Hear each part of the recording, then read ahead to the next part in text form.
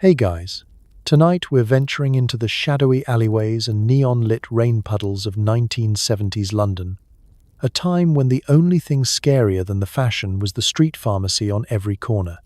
That's right, get ready for the absolutely terrifying, occasionally hilarious, and often shockingly relatable life of a heroin addict in 1970s London. This is not the swinging 60s. This is the not swinging anything 70s, where the only thing more faded than your jeans is your sense of hope, a time when your landlord looked like a pirate, your dealer had a perm, and the only thing less trustworthy than the police was the tap water. So before you get too comfortable, do me a favor. Like the video and subscribe, but only if you actually enjoy what's about to happen to your eardrums. Leave a comment telling me your favorite retro disaster, or just let me know what time it is for you. It's always 3 a.m. somewhere, and frankly, after this story, you'll be glad it's not 1977. Now, dim those lights, switch on a fan, sink into your creakiest chair, and pull the covers up. Get comfortable. Maybe hide your wallet and anything valuable, just to get into the spirit. Let's pause for a moment. Have you ever wondered how anyone could survive a day when the national diet was cigarettes and instant coffee? Could you function without Google Maps, or would you end up in Croydon by mistake? Could you make it through a whole week with just €2, some Rizzlers, and a sense of impending doom? What's it like when your flatmates are also your business associates, medical advisors, and mortal enemies? Would you last a night in a squat where the only insulation is from broken dreams and possibly an old Sex Pistols poster? And if you had to choose between running from the law or running from your own feelings, which would you pick? And what was up with those shoes? Seriously. Congratulations. You've just woken up in 1977, London. You have no phone, no internet, and you're already out of milk. Let's begin. The morning sunlight leaks through a hole in the curtains, illuminating a living room floor scattered with empty bottles, mysterious stains, and a mattress that might be moving on its own. You wake up to the distant sound of sirens, and the realization that, once again, you have survived the night, and possibly several new strains of bacteria. Let's talk about mornings, or at least what passes for them in 1970s London. There's no gentle transition from dream to consciousness. Instead, you're jarred awake by a neighbor's cough, a traffic jam of bottles toppling as you shift, and the special crunch of yesterday's takeaway beneath your elbow. The air is a heady blend of stale smoke, cold chip fat, and something that might once have been coffee. You blink, squint, and wonder, for the 1,000th time, whose shoes you're wearing. Spoiler, not yours. Your bed, if you're lucky, is a mattress rescued from the skip outside the pub, with the sort of floral pattern only the criminally optimistic could love. More likely, you're on a sofa that once witnessed better days and now exists mostly as a habitat for fleas with social ambitions. If you're really down on your luck, it's just a coat and the floor, which at this point is as much living organism as it is linoleum. Next to you, Spanner is still asleep, snoring into a magazine from 1975. Someone else, possibly your other flatmate, possibly a visiting stranger named Gaz, has managed to find the least uncomfortable corner and is curled up like a Victorian ghost, surrounded by the relics of last night's adventures. Empty pill packets, a mug half full of rainwater, and a television remote with precisely 0 batteries. There's a moment of collective groaning and shifting, like walruses greeting the dawn, but with less dignity and more nasal congestion. Personal hygiene is, at best, theoretical. The bathroom is occupied by a tap that's been dripping since the 3-day week, and a pile of towels that have achieved sentience. Your toothbrush is either lost, stolen, or currently doubling as a makeshift cleaning tool for a set of cutlery no one's brave enough to use. Washing your face involves splashing yourself with water so cold you could use it to revive the dead. If only you could find a clean towel afterwards. You're hungry, technically, but the kitchen is an obstacle course. Navigating it requires dodging stacks of unwashed dishes, peeling linoleum, and a fridge that makes more noises than the Piccadilly line. The only things in the cupboards are 2 cans of beans, one already opened, half a lemon, and a stale loaf of bread you're considering entering in the Chelsea Flower Show.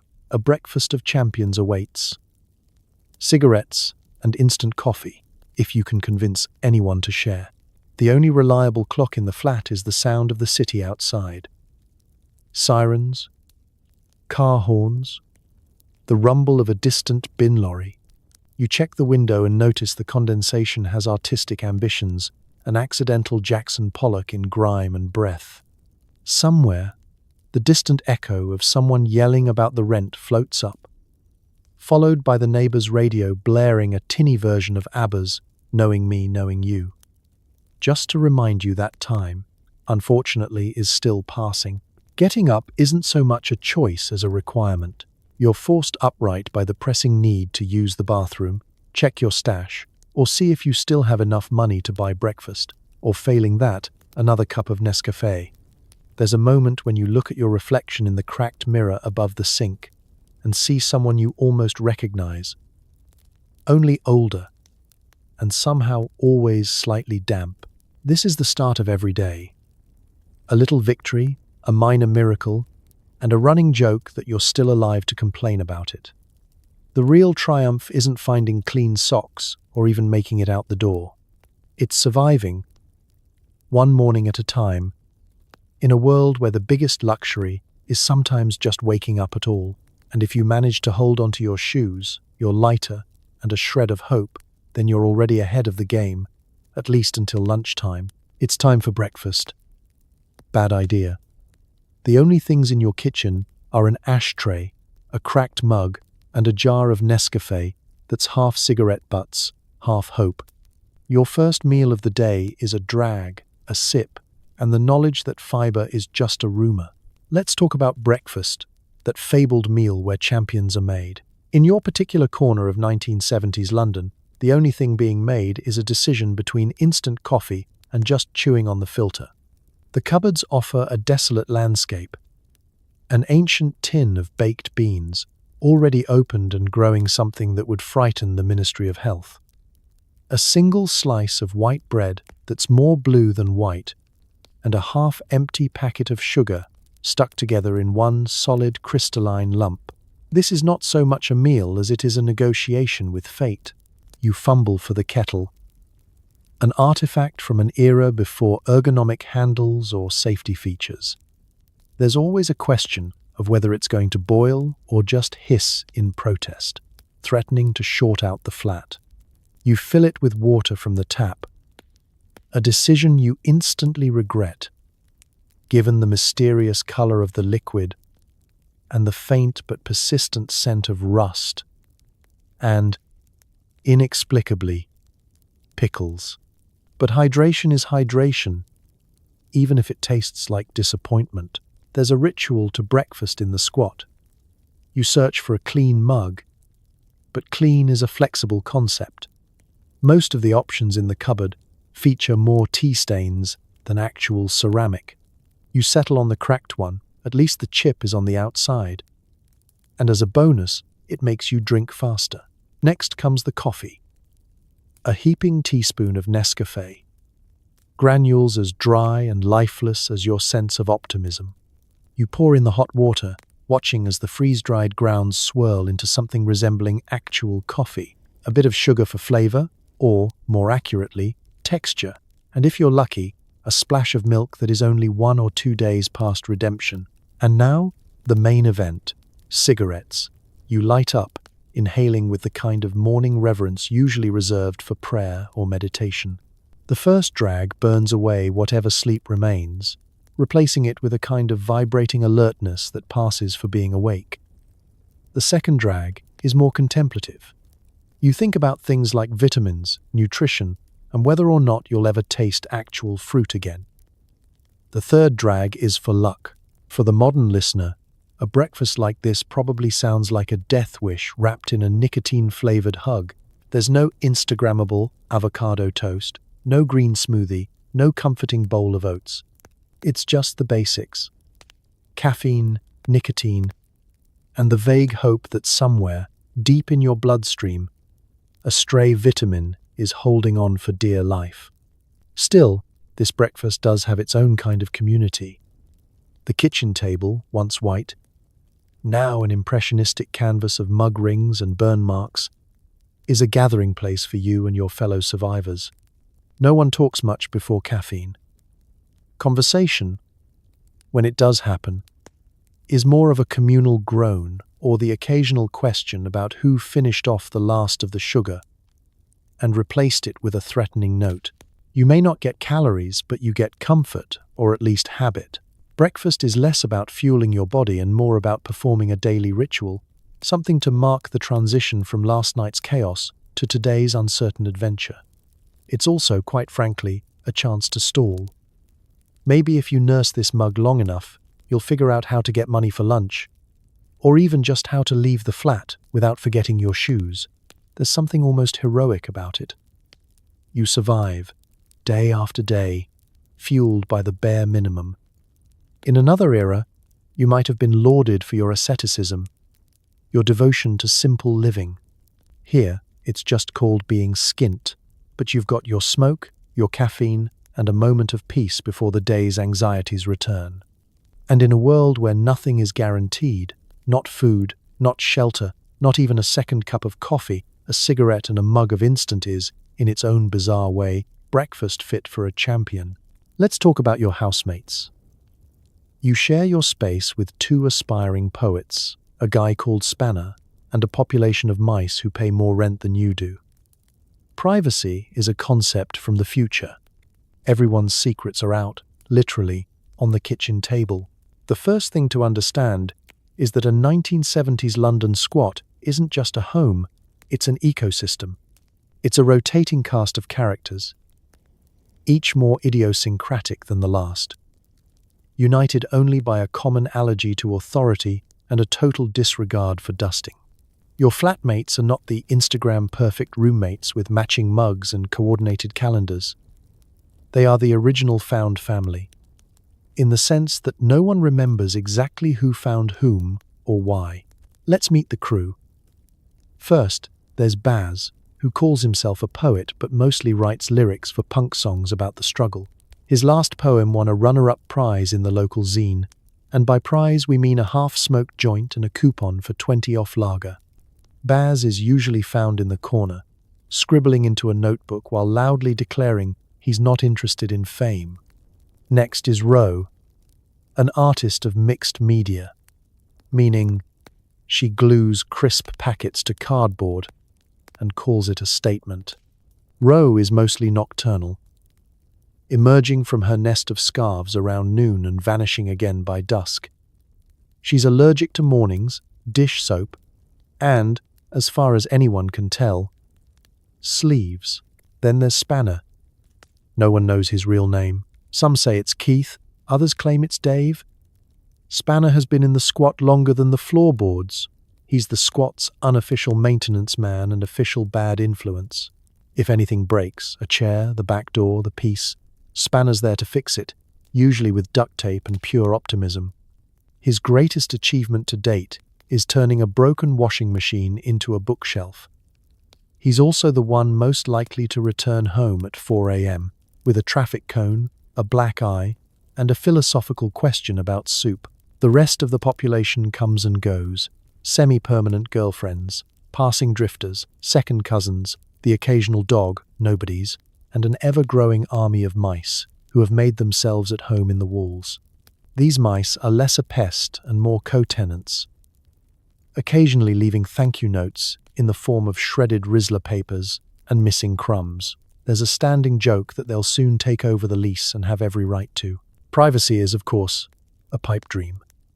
Doors are suggestions, walls are thin, and secrets are the main currency. If you want to keep something private, don't bring it into the house. At any given moment, you can find Ro reading Baz's diary for inspiration, Spanner borrowing your socks because all clothing is communal, and someone using your toothbrush for reasons best left unexplored. Bathroom schedules are theoretical, and the only real rule is, if you need a moment alone, go sit on the roof and try not to fall off. Life together is a strange ballet of boundaries, arguments, and unexpected solidarity. You fight over milk, over the stereo, over whether the dishes should be washed this century. But you also share what little you have. When someone gets paid, everyone eats. When someone scores, everyone celebrates or commiserates. If someone's in trouble, the rest become a makeshift support group, doling out advice, fags, and occasionally questionable home remedies. Of course, there are rivalries and betrayals. Someone always owes someone money, someone always drinks the last of the instant coffee, and accusations fly about who let the mice into the bread bin again. Still, despite the drama, this mess of humans, rodents, and emotional baggage somehow functions. You all tolerate each other's flaws because no one else would. It's dysfunctional, yes, but it's also a kind of home. So, as you sit at the battered kitchen table, sharing a laugh over someone's disastrous love life, you realize family isn't always about blood. Sometimes it's about who's still here when the sun comes up, who lets you borrow their last cigarette, and who'll hold the door shut during a raid, humans and mice alike. In the grand tradition of London flats, you're all in this together, for better, for worse, for whatever shows up in the bread bin tomorrow. Getting heroin isn't as glamorous as the movies suggest. It's a complex dance involving payphones, coded language, unreliable contacts, and occasionally sprinting across the city because you heard a rumor about a fresh batch in Hackney. Let's set the scene. You've made it through another barely edible breakfast. You've survived Spanner's existential musings about Marmite, and now the day begins in earnest. Your body is starting to send reminders that time is running out. There's an itch in your bones, a restless energy in your legs, and a gnawing anxiety that builds in your stomach. It's not pain yet, but it's enough to make you check your pockets again, hoping some forgotten tenner has appeared like a minor miracle. No luck, there never is. Step 1. Planning. Scoring heroin is like organizing a military operation, except your troops are half awake, half broke, and fully unreliable. You sit down with your fellow squatters and count out coins, pooling resources in a scene that's half family meeting, half financial intervention. A handful of silver, a crumpled note, maybe the last pawnable object, a broken radio, a pair of trainers that have seen better centuries. If you're desperate, you might even resort to selling the coat off your back. But it's London, and the forecast is perpetual drizzle. Once you've scraped together enough, it's time to initiate contact. The dealer isn't just a person, he's a myth, an urban legend, a voice on the other end of a grimy payphone who may or may not exist today. You use code words that fool no one. Got any tickets? Is the paint in? Is Dave around? Anyone within earshot who's been on the scene longer than 5 minutes knows exactly what you're up to. The phone eats your coins, and with each unanswered ring, your nerves twist tighter. Sometimes you wait. Sometimes you get a call back in 5 minutes. Sometimes you don't hear anything until tomorrow, at which point you're half convinced Dave has run off to Brighton with your last fiver and your dignity. The next phase is logistics. No dealer delivers, this isn't pizza, and there's no 30-minute guarantee. Instead, you're given a rendezvous point, which is always as inconvenient as possible.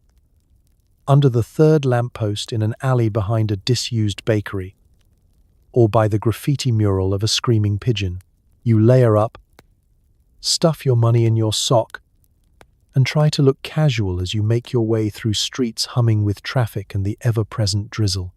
You check for police, for rival users, for anyone who looks like they might care what you're doing. Everyone looks suspicious, especially you. When you finally make the meet, it's a quick exchange, eye contact, a muttered word, a folded bit of paper, and suddenly you're the most anxious secret agent in Hackney. You don't count the goods there, of course. That's how you end up explaining yourself to a very bored constable. Instead, you walk away at a brisk but not guilty pace, heart pounding, trying to look like someone whose biggest problem is being late for a dentist appointment. Sometimes, things go wrong. The batch is bad, the dealer's in a mood, or the police show up and everyone scatters like cockroaches. Maybe the money goes missing. Maybe you get mugged by someone who looks even worse off than you. The ritual is never smooth, never routine, no matter how many times you repeat it. There's always a risk, always a twist, like some absurd reality game show where the prize is just making it home in one piece. Back at the squat, you unpack your hard-won treasure to the collective sighs of relief or, occasionally, the groans of disappointment. Maybe there's enough to go around, maybe there isn't. But for a brief moment, you're victorious. A general returning from battle, holding nothing but a folded packet and a reprieve from withdrawal. This is the daily dance, the relentless, exhausting, sometimes farcical reality of scoring. Not glamour, not movie-style danger, but bureaucracy, tedium, and constant improvisation. It's a ritual that rules the day, a cycle you can't escape, the silent drumbeat of survival in a city that barely notices you exist. And tomorrow, you'll do it all again, unless someone finally invents home delivery.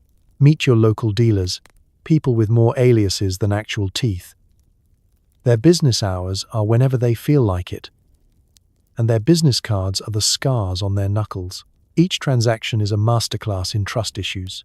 Let's be honest, when people picture a heroin dealer, they might imagine a figure from a Hollywood crime flick, slick, mysterious, perhaps draped in gold chains and shadow. In 1970s London, though, your average dealer is more likely to resemble an out-of-work cabbie with an attitude problem and a wardrobe provided by the lost property office at Euston Station. They're London's true entrepreneurs, part business person, part improvisational artist, part escape artist. If you're expecting professionalism, try the post office instead. Dealers have names, of course, but none of them are real. There's Smoky Dave, not to be confused with Scabby Dave, who's sometimes called Little Dave, but is, ironically, 6'4". There's Pat the Hat, not always wearing a hat, Babs the Bag, and a rotating gallery of monosyllabic aliases.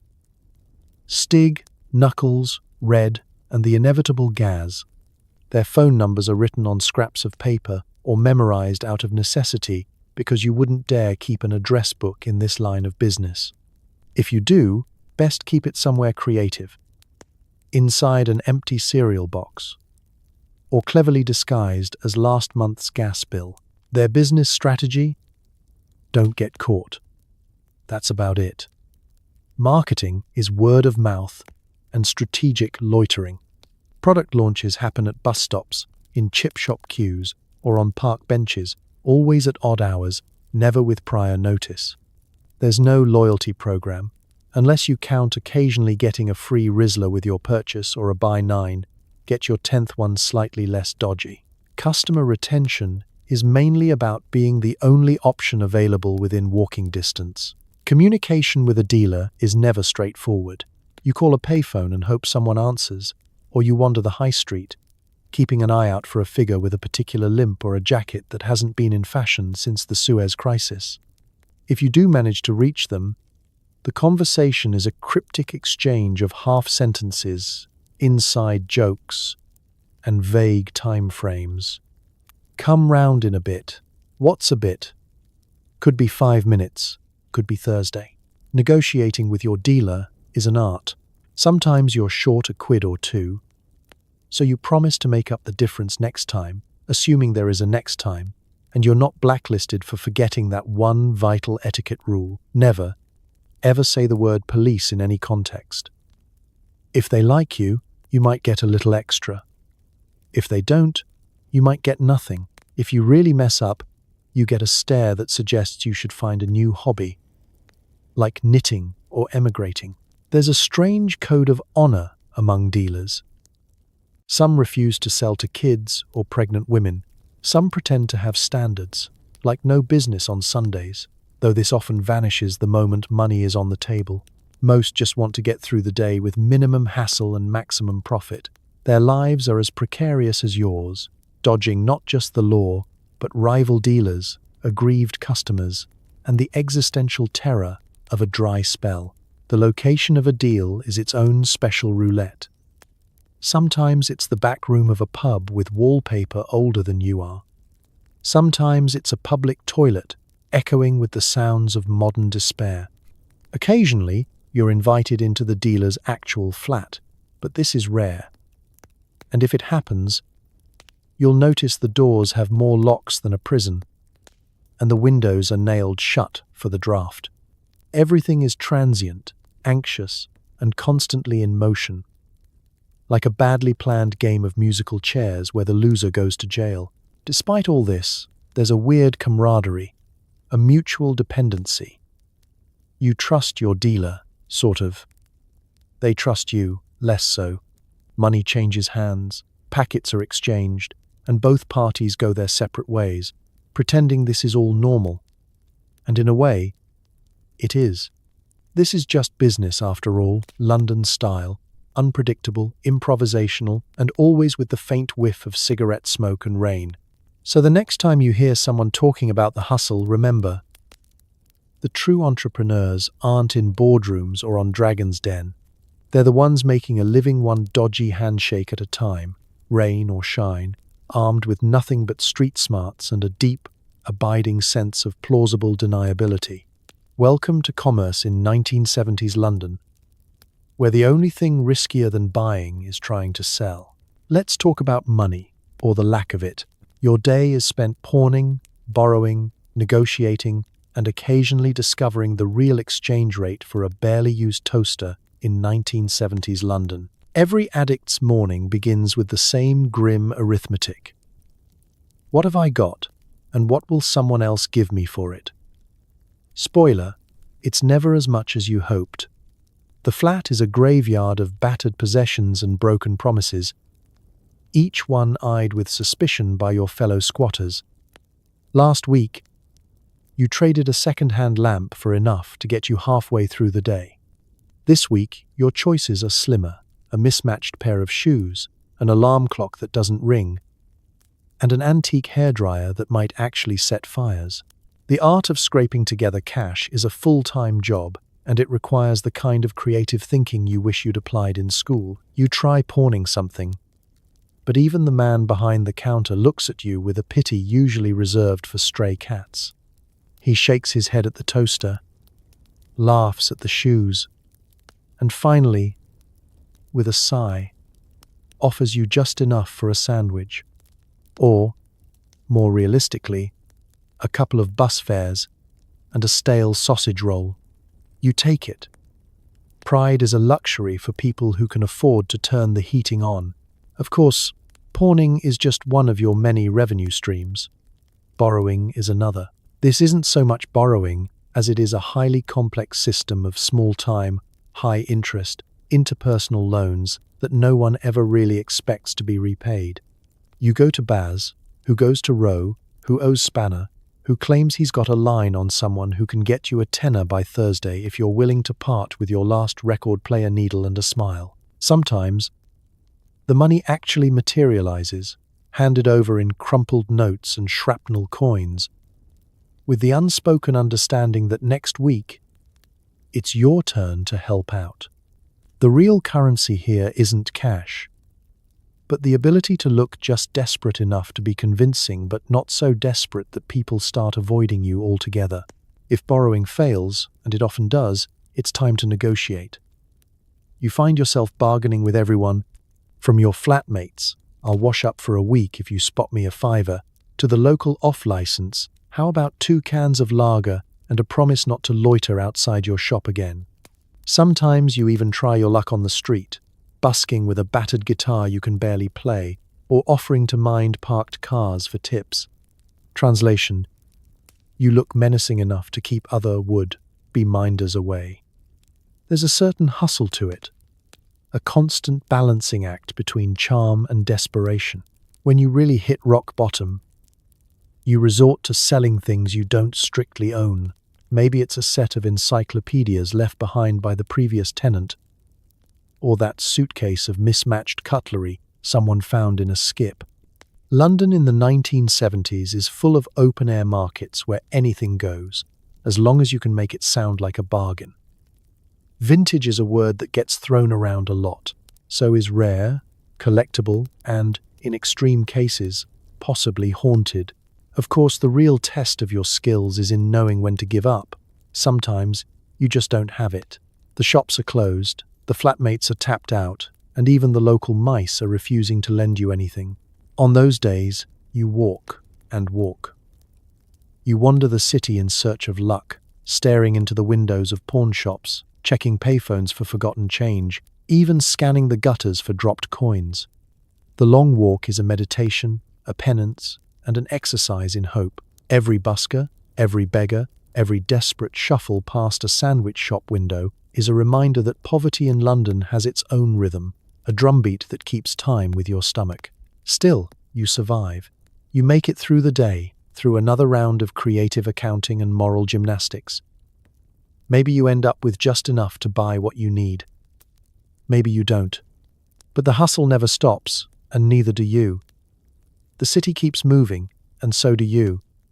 One foot in front of the other, past yesterday's dreams and tomorrow's schemes. In 1970s London, sometimes the longest walk is just the distance between where you are and where you wish you could be. And in the meantime, you keep looking for that toaster someone might finally believe is worth its weight in gold. Nutrition takes a back seat to survival. Your dinner is whatever you can find, steal, or barter for. A diet that makes prison food look like a Michelin-starred feast.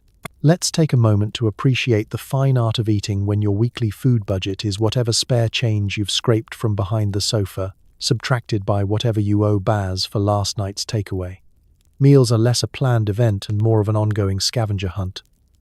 With the rules changing daily, you might start the day with dreams of beans on toast and end it eating a cold chip that's been sitting in the ashtray since sunrise. This isn't a lifestyle, it's a low-budget survival show, starring you and whatever's left in the back of the fridge.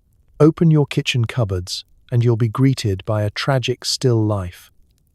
A tin of peaches with the label half peeled, a single Weetabix, and a box of tea bags that have already been reused at least twice. The fridge is mostly a science experiment, filled with condiments that no longer resemble anything found in nature, and a packet of luncheon meat you keep for emergencies, although the real emergency would be actually eating it. The only thing that never runs out is disappointment. Some nights, you get creative. The group's collective culinary genius peaks at fried whatever. A one-pan dish featuring whatever's not too green or moving. Someone always suggests making a stew, which involves filling a pot with water, the last of the noodles, and anything edible, or nearly edible, scavenged from neighboring flats. You'd be surprised what passes for flavor when you're hungry enough.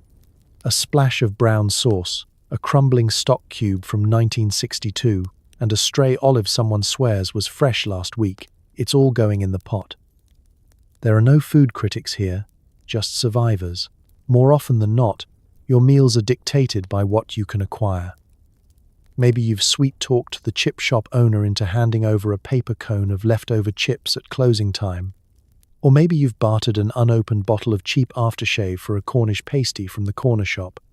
Sometimes, a miracle occurs, and someone's gran turns up with a casserole, still warm and smelling faintly of the 1950s. On those nights, you feast like kings, no cutlery, just greedy hands and the quiet gratitude of the truly starving. Eating together is both a necessity and a rare source of joy.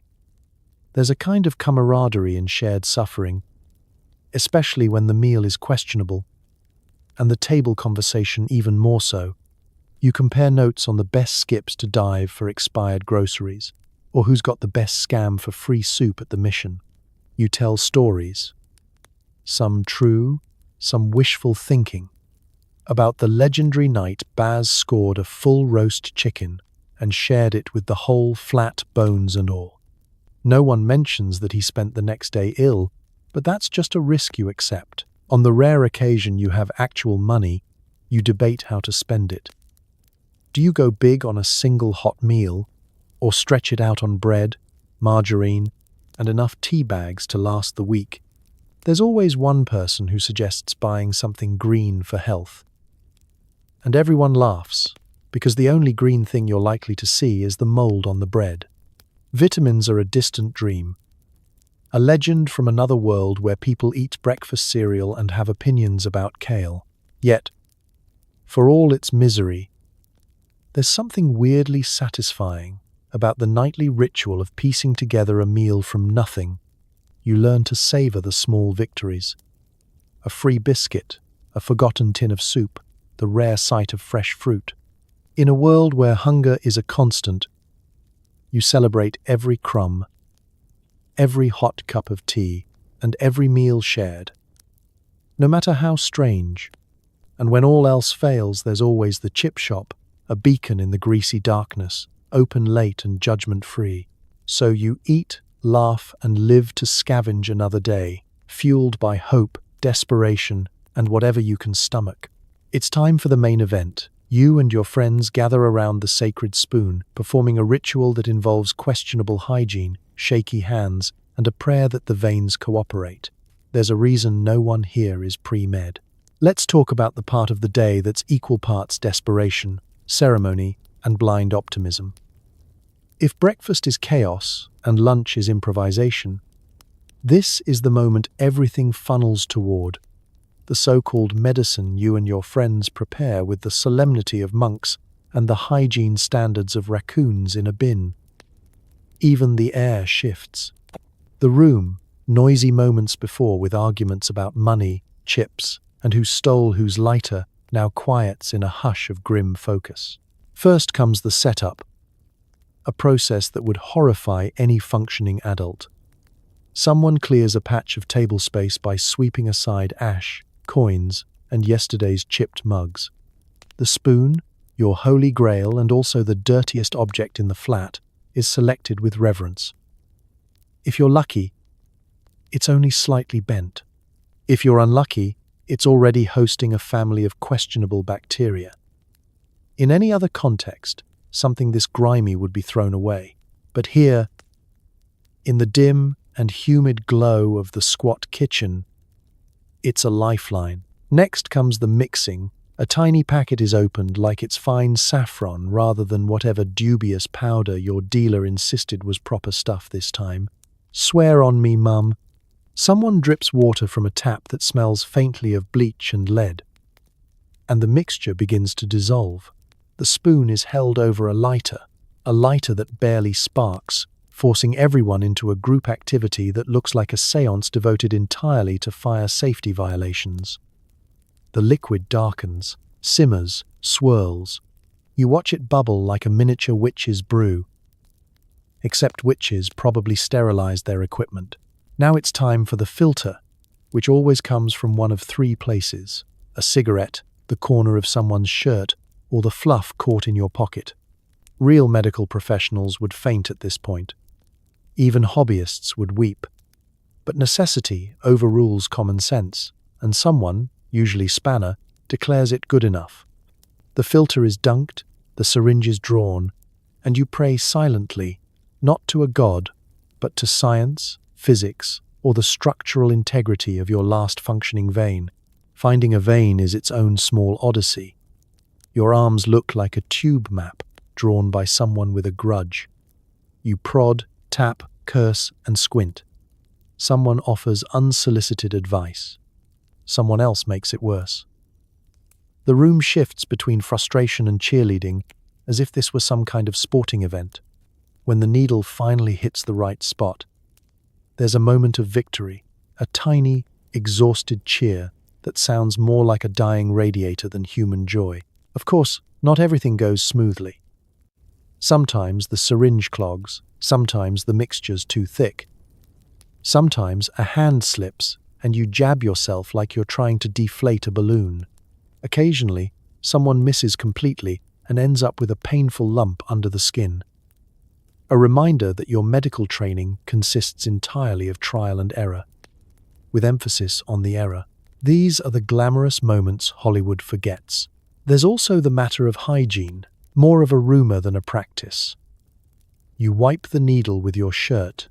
Someone rinses it under cold water for 3 seconds and declares it sterile. Half the time, you're not even sure whose needle it originally was. Sharing is caring, apparently, even when it's medically ill-advised. Infections are common, swelling is normal, and the phrase, "that looks bad," mate is heard far too often for comfort. And yet, for all the chaos, danger, and questionable methodology, there's an undeniable camaraderie. Everyone knows their role. Someone preps the water. Someone keeps watch at the window. Someone tells a joke to cut the tension. You laugh, even though nothing about this is funny. It's a strange, fragile intimacy, one built on survival, pain, and the hope that today's batch won't turn your arm into a cautionary tale. Once it's done, once the ritual is complete, you slump back against the peeling wallpaper, letting the world blur into soft edges. The room exhales with you. There's relief, escape, temporary peace. Tomorrow will be the same nightmare all over again. But for now, the storm quiets. This is your medicine, DIY, unreliable, illegal, and dangerous. A whole procedure performed with the solemnity of surgery and the sanitation of a barnyard. A ritual no one ever wanted, but everyone here relies on. A nightly gamble with odds no bookmaker would dare calculate. And somehow, impossibly, the only thing that makes you feel whole in a world full of sharp edges. Let's get honest. The act of getting high is both a sacred ceremony and a logistical disaster, involving arguments about dosage, rumors about purity, and the ever-present threat of a knock at the door. You'd think, after all the hustle, stress, and risky negotiations to get hold of your next fix, the final act would be a simple one. But in reality, it's a twisted ballet. Equal parts reverence and chaos. There's a careful choreography to getting high in a 1970s London squat, and you perform it with the dedication of monks in a crumbling temple. It starts the same way every time. A room full of anxious faces, a table littered with gear, and the heavy silence of expectation. The world shrinks down to this one room, this one moment, as everyone gathers round. First comes the debate. How much is enough? How much is too much? Everyone's an expert. No one agrees. Spanner, who once nearly nodded off into the fireplace, swears he knows his limit. Rowe insists on measuring down to the last milligram, holding up the packet to the light like a jeweler with a flawed diamond. Someone else is convinced today's batch is stronger. Rumor has it it's Afghan, not Turkish. As if geography might save you from a bad trip. You all talk dosage as if you're scientists. But really, you're just anxious amateurs, hoping today isn't the day you accidentally overdo it. Then there's the matter of purity. A hot topic in every kitchen-cum-laboratory from Hackney to Brixton. It's always a guessing game. Some say to test a tiny bit first, others are too impatient. Baz taps out a line on the table, sniffs, and pronounces it proper gear, which is about as reassuring as having your brakes checked by a goldfish. A faint whiff of vinegar hangs in the air, and everyone exchanges glances, hoping it's just the normal chemical tang, not a sign of something more sinister. The ritual itself can take many forms. The classic chasing the dragon with foil and lighter, or the more direct and dangerous plunge of a needle.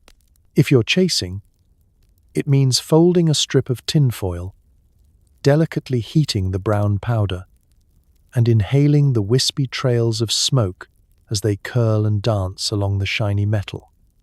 It looks almost elegant if you ignore the scorched fingers, the shaking hands, and the faint background noise of the loo dripping in time with your pulse.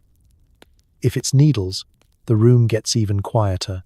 There's a sense of collective holding of breath, everyone watching as the liquid disappears, veins tensing and hearts skipping. For all its ritual, it's never truly routine. Every part of the process is haunted by paranoia. Is that a knock at the door? Was that footsteps on the stairs? You take turns keeping watch, peering through threadbare curtains at every passing shape in the foggy streetlights below. Even when everything's prepared, nerves run high. The fear of the law is ever present, but so is the fear of simply running out. There's always the risk that this batch will be your last for a while. Or worse, the last, full stop. And yet, amidst all this, there's a strange intimacy. You're bonded by the ritual, by the risk, by the shared need to escape. There's camaraderie in the way you pass the gear, check on each other, and laugh at bad jokes no one outside this life would ever find funny.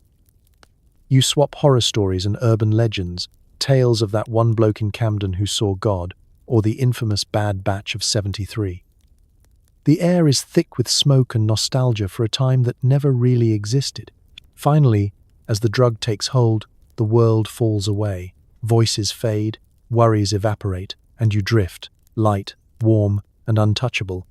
For a few glorious moments, nothing hurts and nothing matters. The city outside ceases to exist. Bills, fights, hunger, and regret all dissolve in the golden haze. In this fleeting bubble, you almost believe that everything might be all right. Of course, reality waits just outside the door, bills, hunger, and the same old fear. But for now, in this smoke-filled sanctuary, you've outrun it. For now, you've chased the dragon. And for a little while, you've caught it. You ran out. The world closes in. Your skin crawls, your joints ache, and even the wallpaper starts looking judgmental.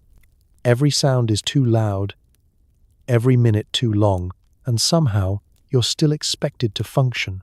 Withdrawal isn't like catching a cold or waking up hungover. It's more like your soul tries to escape through your ribcage while your body files a formal complaint about every life decision you've ever made. The shift happens fast. One moment you're fine, tired, irritable, sure, but fine. And the next, the floor tilts, your stomach lurches, and the air becomes thick enough to chew. The universe flips a switch labeled suffer, and you're the only one who didn't get the memo. The aches begin in your legs, creeping up slowly like rising damp. Your joints protest even the slightest movement. Knees pop, shoulders throb, and your spine feels like someone replaced a vertebra with a rusty nail. You stretch, but that only makes it worse. You curl up, but that's torture too. You're Goldilocks, with absolutely no just right. Every position is agony, and your body becomes a haunted house made of nerves.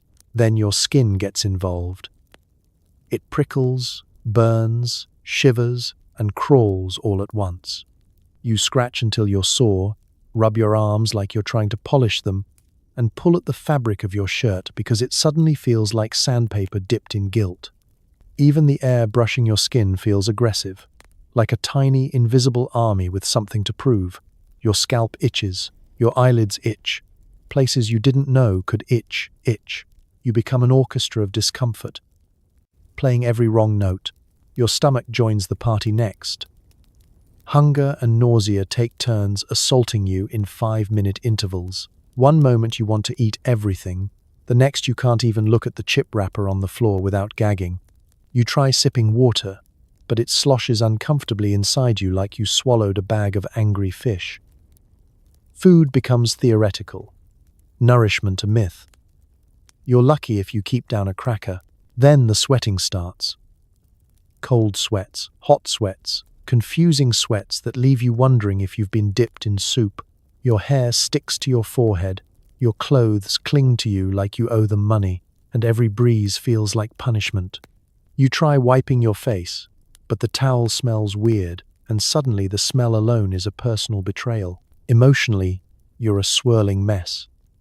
Rage bubbles up at random, 2 loud footsteps, a creaking floorboard, someone breathing near you. Sadness crashes over you without warning. Anxiety hovers constantly, buzzing like a fluorescent light about to give out. Every small frustration becomes an existential crisis. When Spanner slurps his tea too loudly, you briefly consider relocating to another country. When Roe asks if you're okay, you snap, then apologize. then snap again for apologizing. You are, in essence, a malfunctioning human smoke alarm. Sleep is not an option. You lie down, close your eyes, and your legs start twirling under the blanket like they're training for a marathon. You toss, you turn, you flail. Your mind, instead of slowing down, speeds up, racing through worst-case scenarios, cringe memories from 5 years ago, and elaborate fantasies about food you can't keep down. The minutes drag, the hours crawl, time becomes a personal enemy. Through all of this, life around you carries on smugly. People walk by outside, going to work, or the shops like it's just another normal day. Birds chirp, buses rumble. The radio downstairs plays a cheerful tune. The world has the audacity to continue functioning while you fall apart at the molecular level. Even the mice in the wall seem busy with their tiny rodent commitments. Meanwhile, you can barely sit upright. Eventually, you shuffle to the bathroom and catch a glimpse of yourself in the cracked mirror. Pale, shaking, eyes wide and haunted. You look like a Victorian ghost who's just been handed bad news. You splash water on your face. It helps for exactly 3 seconds. Then reality returns with interest. Withdrawal is a full-body rebellion, a complete shutdown of comfort and dignity. It's your body holding an intervention without your consent. But the most brutal part isn't the pain. It's the knowledge that there's only one way to stop it. One choice that will quiet the storm, and that choice is the very thing that brought you here. So you breathe, you sit, you shake, you survive each minute like it's its own mountain. And you tell yourself, whether it's true or not, that this wave will pass, that you'll make it to the other side. Because in the brutal, unforgiving world of 1970s London, withdrawal isn't just a nightmare.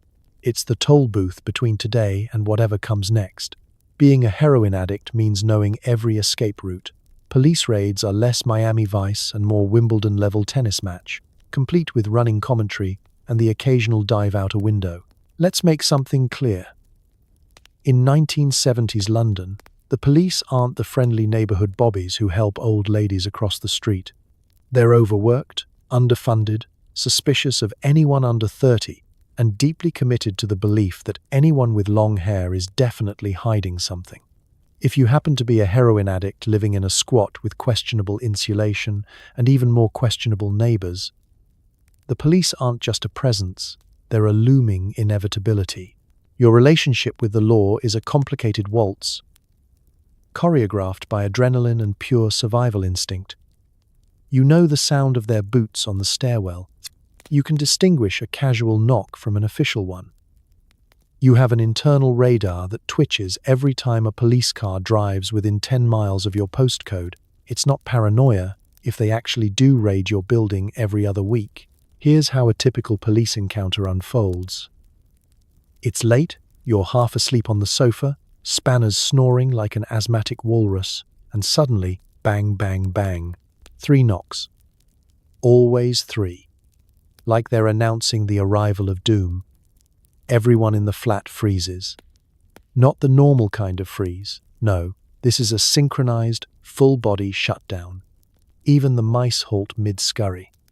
Someone whispers coppers in a tone usually reserved for haunted dolls or tax auditors. Then chaos erupts. Baz grabs anything incriminating, which usually means everything within reach. Ro dives behind the door, as if her collection of empty wine bottles needs protection.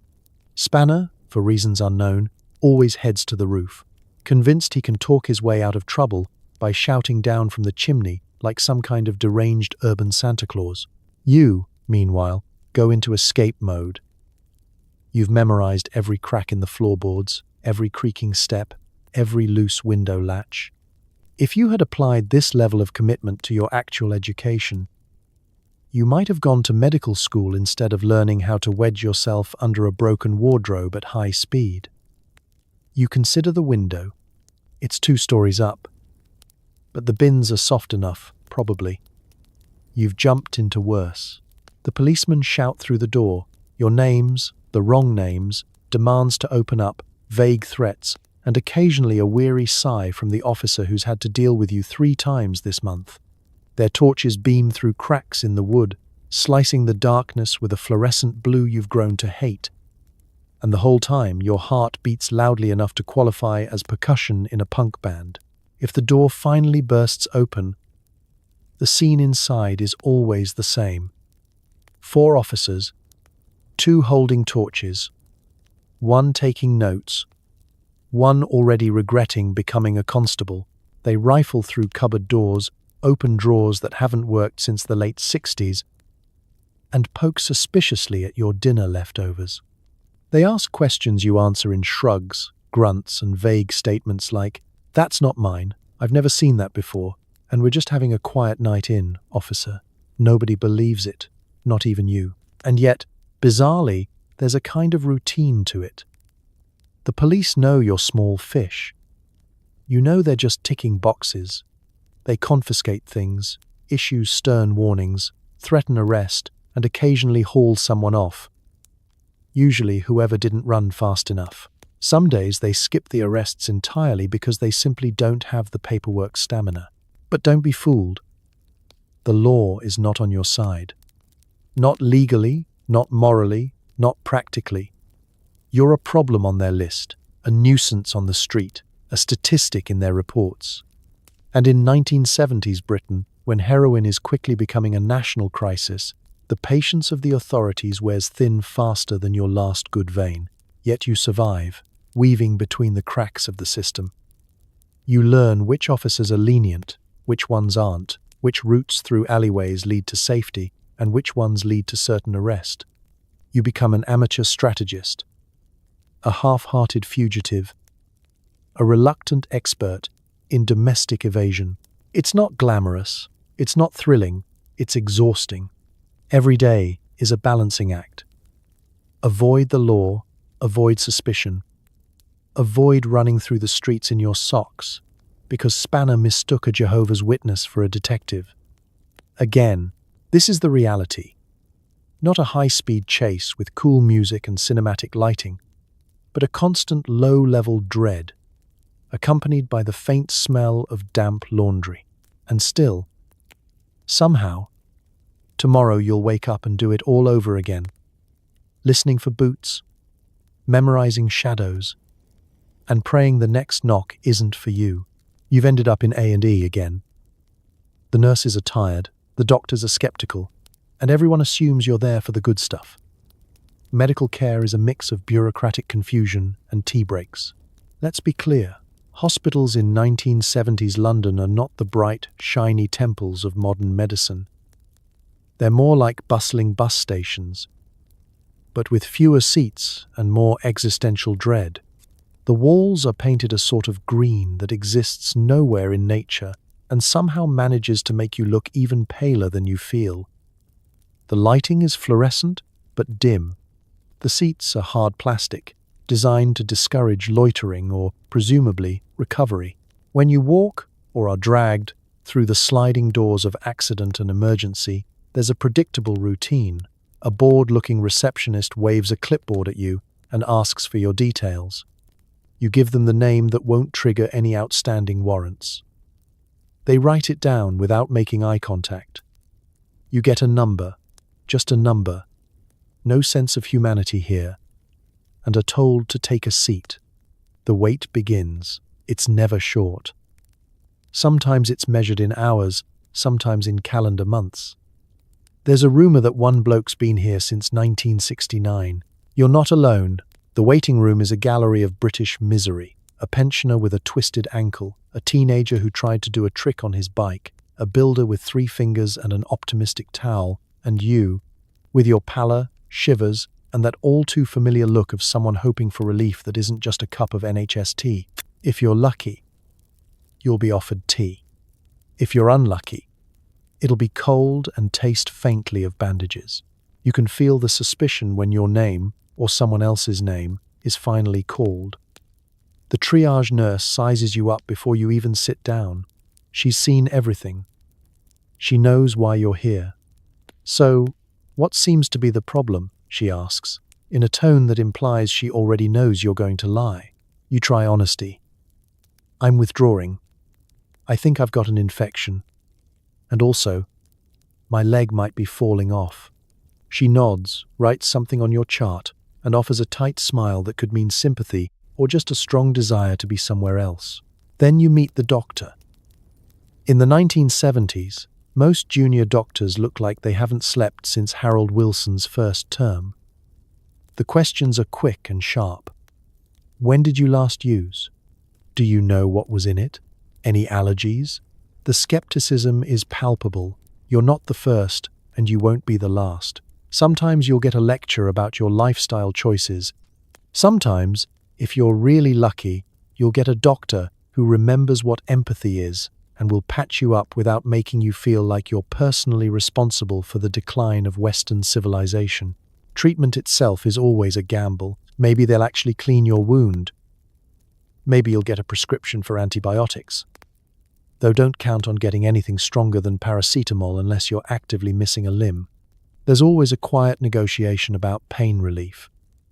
You ask, they raise an eyebrow. You explain, they raise the other eyebrow. And somehow you leave with just enough medication to not die, but not enough to actually feel better. Paperwork is its own trial. Before you're allowed to leave, someone hands you a stack of forms and a follow-up appointment that's written on the back of a crumpled bus ticket. The discharge instructions are vague, optimistic, and usually involve some version of rest, hydrate, and don't do heroin. You nod, knowing full well you'll probably be back here next week, with a new infection, a fresh bruise, and a deeper sense of déjà vu. As you stagger out into the London drizzle, you feel oddly grateful. Not for the care exactly, but for the fact that, in a city that rarely cares about you, someone at least tried. Even if it was just a nurse with a clipboard and a cup of cold tea, this is healthcare. 1970s style. Tired, overworked, underfunded, but somehow, miraculously, still there when you have nowhere else to go. Enter the social worker, armed with a clipboard and a sense of duty. Their job is to save you from yourself, usually right before their lunch break. Social workers in 1970s London are a special breed. They're somewhere between a therapist, a probation officer, and a detective, powered by strong tea, relentless optimism, and a well-developed sense of bureaucratic dread. They arrive at your squat with a fixed smile and a clipboard that's already sticky from 3 other home visits. Their shoes are sensible, their trousers practical, and their voice always pitched somewhere between encouragement and barely disguised exhaustion. You never know exactly when the social worker will appear, usually when you're least prepared. Maybe you're in the middle of negotiating with Baz over the last of the instant coffee. Or perhaps you're still halfway through your breakfast of cigarettes and regret.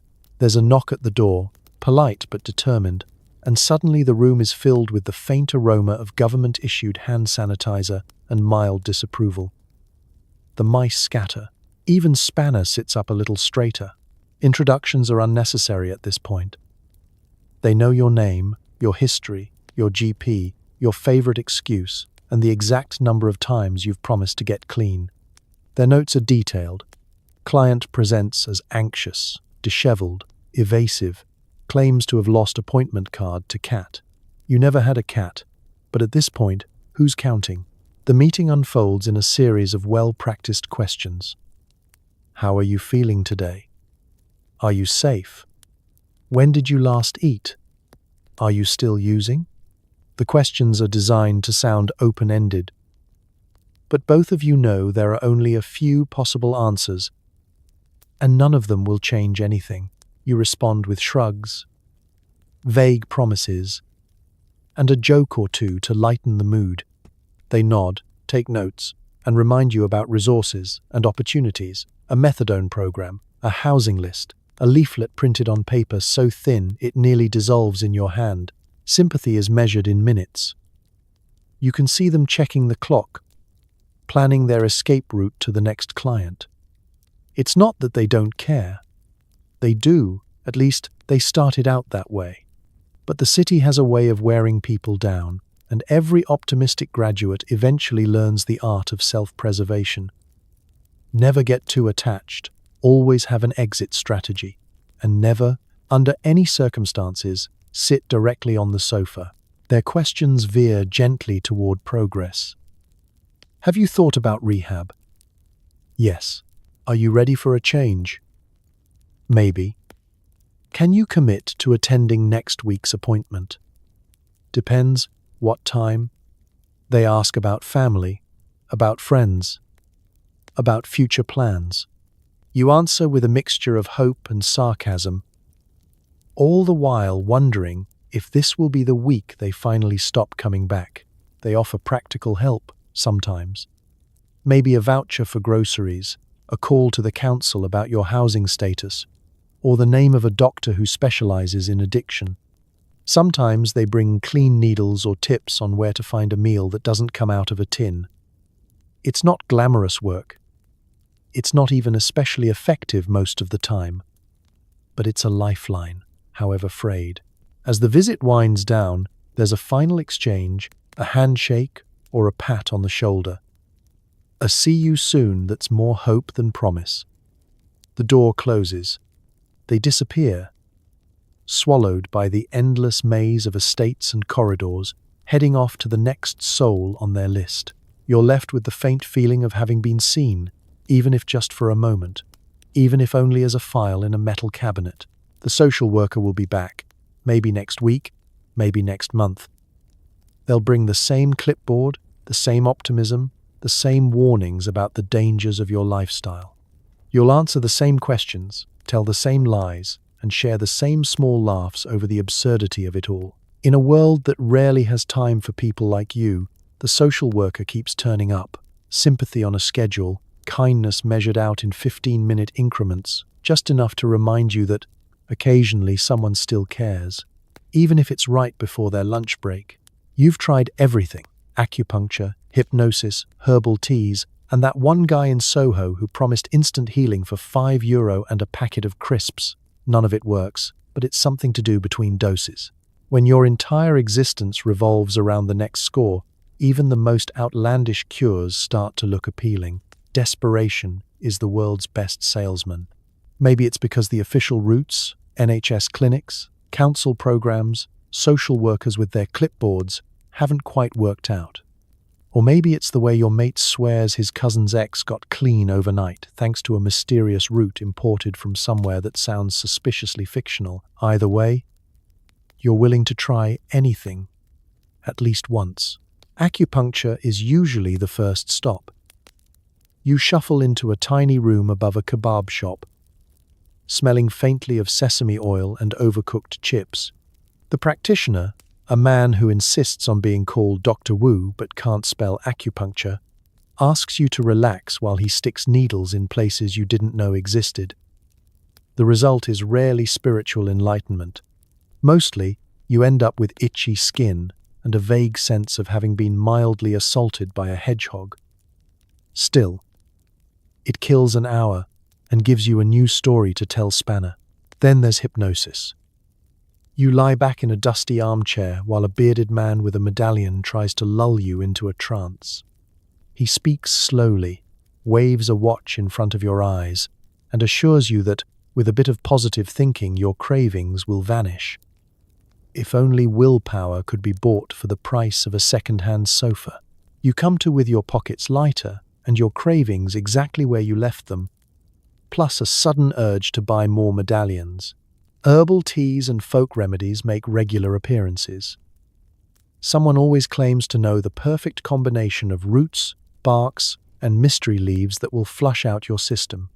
You boil, steep, and sip, trying not to gag as the flavors range from old socks to forest floor after rain. Sometimes the herbs make you drowsy, sometimes just nauseous. But they never make you forget why you started drinking them in the first place. And then there are the street legends, those whispered tales of miracle cures and shadowy healers who operate on a no-questions-asked basis. Maybe it's a guy in Soho who'll lay hands on your head, mutter in 3 languages, and guarantee sobriety for the low, low price of €5 and a packet of crisps, ready salted naturally. Or maybe it's the woman in Camden who swears she can rebalance your energies by waving crystals over your chest and chanting while her dog looks on, deeply unimpressed. Even the mouse in your wall is skeptical. You try these things because they offer something the NHS rarely does: hope, no matter how misguided. They promise quick results, easy fixes, and, if nothing else, a way to break up the relentless routine of cravings, hustling, and regret. In a world where your choices are limited, a little superstition is surprisingly comforting. Of course, none of it actually works. You still wake up sweating, still itch, still plot your day around your next fix, but you gain something else: stories, mostly. You and your flatmates trade tales of the bloke who gave up gear just by sniffing lavender, or the woman who swore off heroin thanks to a weekly session in a sensory deprivation tank. There's always a grain of truth buried beneath layers of exaggeration and wishful thinking. Every now and then, you find yourself believing, just for a minute, that the next strange ritual might be the one that sets you free. Maybe that's what keeps you going. The idea that if you just try hard enough, or believe in the right oddball treatment, you'll wake up one day, clean, clear-headed, and craving nothing but a full English breakfast. Until then, you queue up for the next round of acupuncture, sip another murky brew, and let the urban legends carry you, if only for a little while, through the endless hours between doses. It's raining, again. You're cold, damp, and wondering if pneumonia counts as a viable excuse to stay indoors. Spoiler, it doesn't. If there's one thing as reliable as withdrawal or the sound of sirens in 1970s London, it's the rain. Sometimes it's a gentle drizzle, barely there but persistent. A fine mist that clings to your face and turns your hair into something a sea creature would envy. Other times, it's a torrential downpour, hammering the broken roof tiles, bouncing off pavements, and transforming every puddle into a personal obstacle course. And if, by some meteorological miracle, it's not raining, rest assured the sky is busy plotting its next attack, clouds looming, heavy and grey, promising misery with every gust. Waking up in the squat on a rainy day means one thing: everything you own is a little bit wet. Clothes, bedding, the good pair of shoes, even the inside of your coat, all of it carries the chill and weight of London's infinite damp. You've given up on the idea of dry as a permanent state. Instead, you aim for not actively soggy. If you hang your clothes by the radiator, they might dry by next week, assuming there's money on the meter. Going outside is a full-body negotiation. The door sticks in the damp, the stoop is slick with moss, and your only umbrella is a charity shop relic that's more spokes than fabric. But the weather isn't just a background inconvenience, it's a daily adversary. The wind slices through layers of denim and wool with clinical precision. The rain finds new and creative ways to run down your neck or soak into your socks. You learn to identify every leaking awning and bus shelter within a 5-mile radius. You trudge through the city, shoes squelching with every step, the world awash in muddy reflections and car headlights smeared by the drizzle. Pavements are treacherous, one false step, and you're up to your ankles in what you hope is only rainwater. Passing buses splash tidal waves of grime onto unsuspecting pedestrians, and every shop you duck into carries that faint collective sigh of relief. The universal Londoner's greeting: "At least we're dry. For now." The cold isn't just an outside problem. The squat is no fortress against the elements. Drafts creep under every door. Windows rattle in their frames. The wallpaper peels at the corners, surrendering to the unending assault of condensation. Blankets are thin and never quite enough. Your breath clouds in the air, and you begin to wonder if it's possible to develop frostbite in your own living room. Bars, ever the optimist, claims it builds character. Ro wraps herself in scarves and insists she's hibernating until June. Even the weather affects the daily grind of scoring, hustling, and surviving. No one wants to hang around on a street corner in the pouring rain, waiting for a dealer who's probably stuck in traffic or decided to work from home today. Payphones are slick with rainwater, Coins stick to your freezing fingers, and every shadowy alley is now a river. You daydream about warm cafes, hot tea, and clothes that don't smell faintly of mildew and despair. Sometimes you get lucky, a rare, golden hour when the clouds part and sunlight spills down onto the city, making even the graffiti look cheerful. For a few fleeting moments, you almost believe London could be beautiful.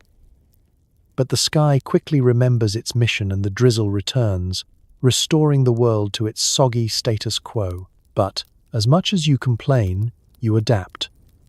You develop a sixth sense for incoming downpours. You find humor in your predicament, a sort of gallows camaraderie among the damp and the desperate. You laugh at the latest weather report, swap tips on staying dry, and joke that pneumonia is just the London way of keeping the population humble, because, in the end, there's no fighting the weather. It's as much a part of the city as the buses, the rain-slick cobblestones, or the endless parade of umbrellas turned inside out by the wind.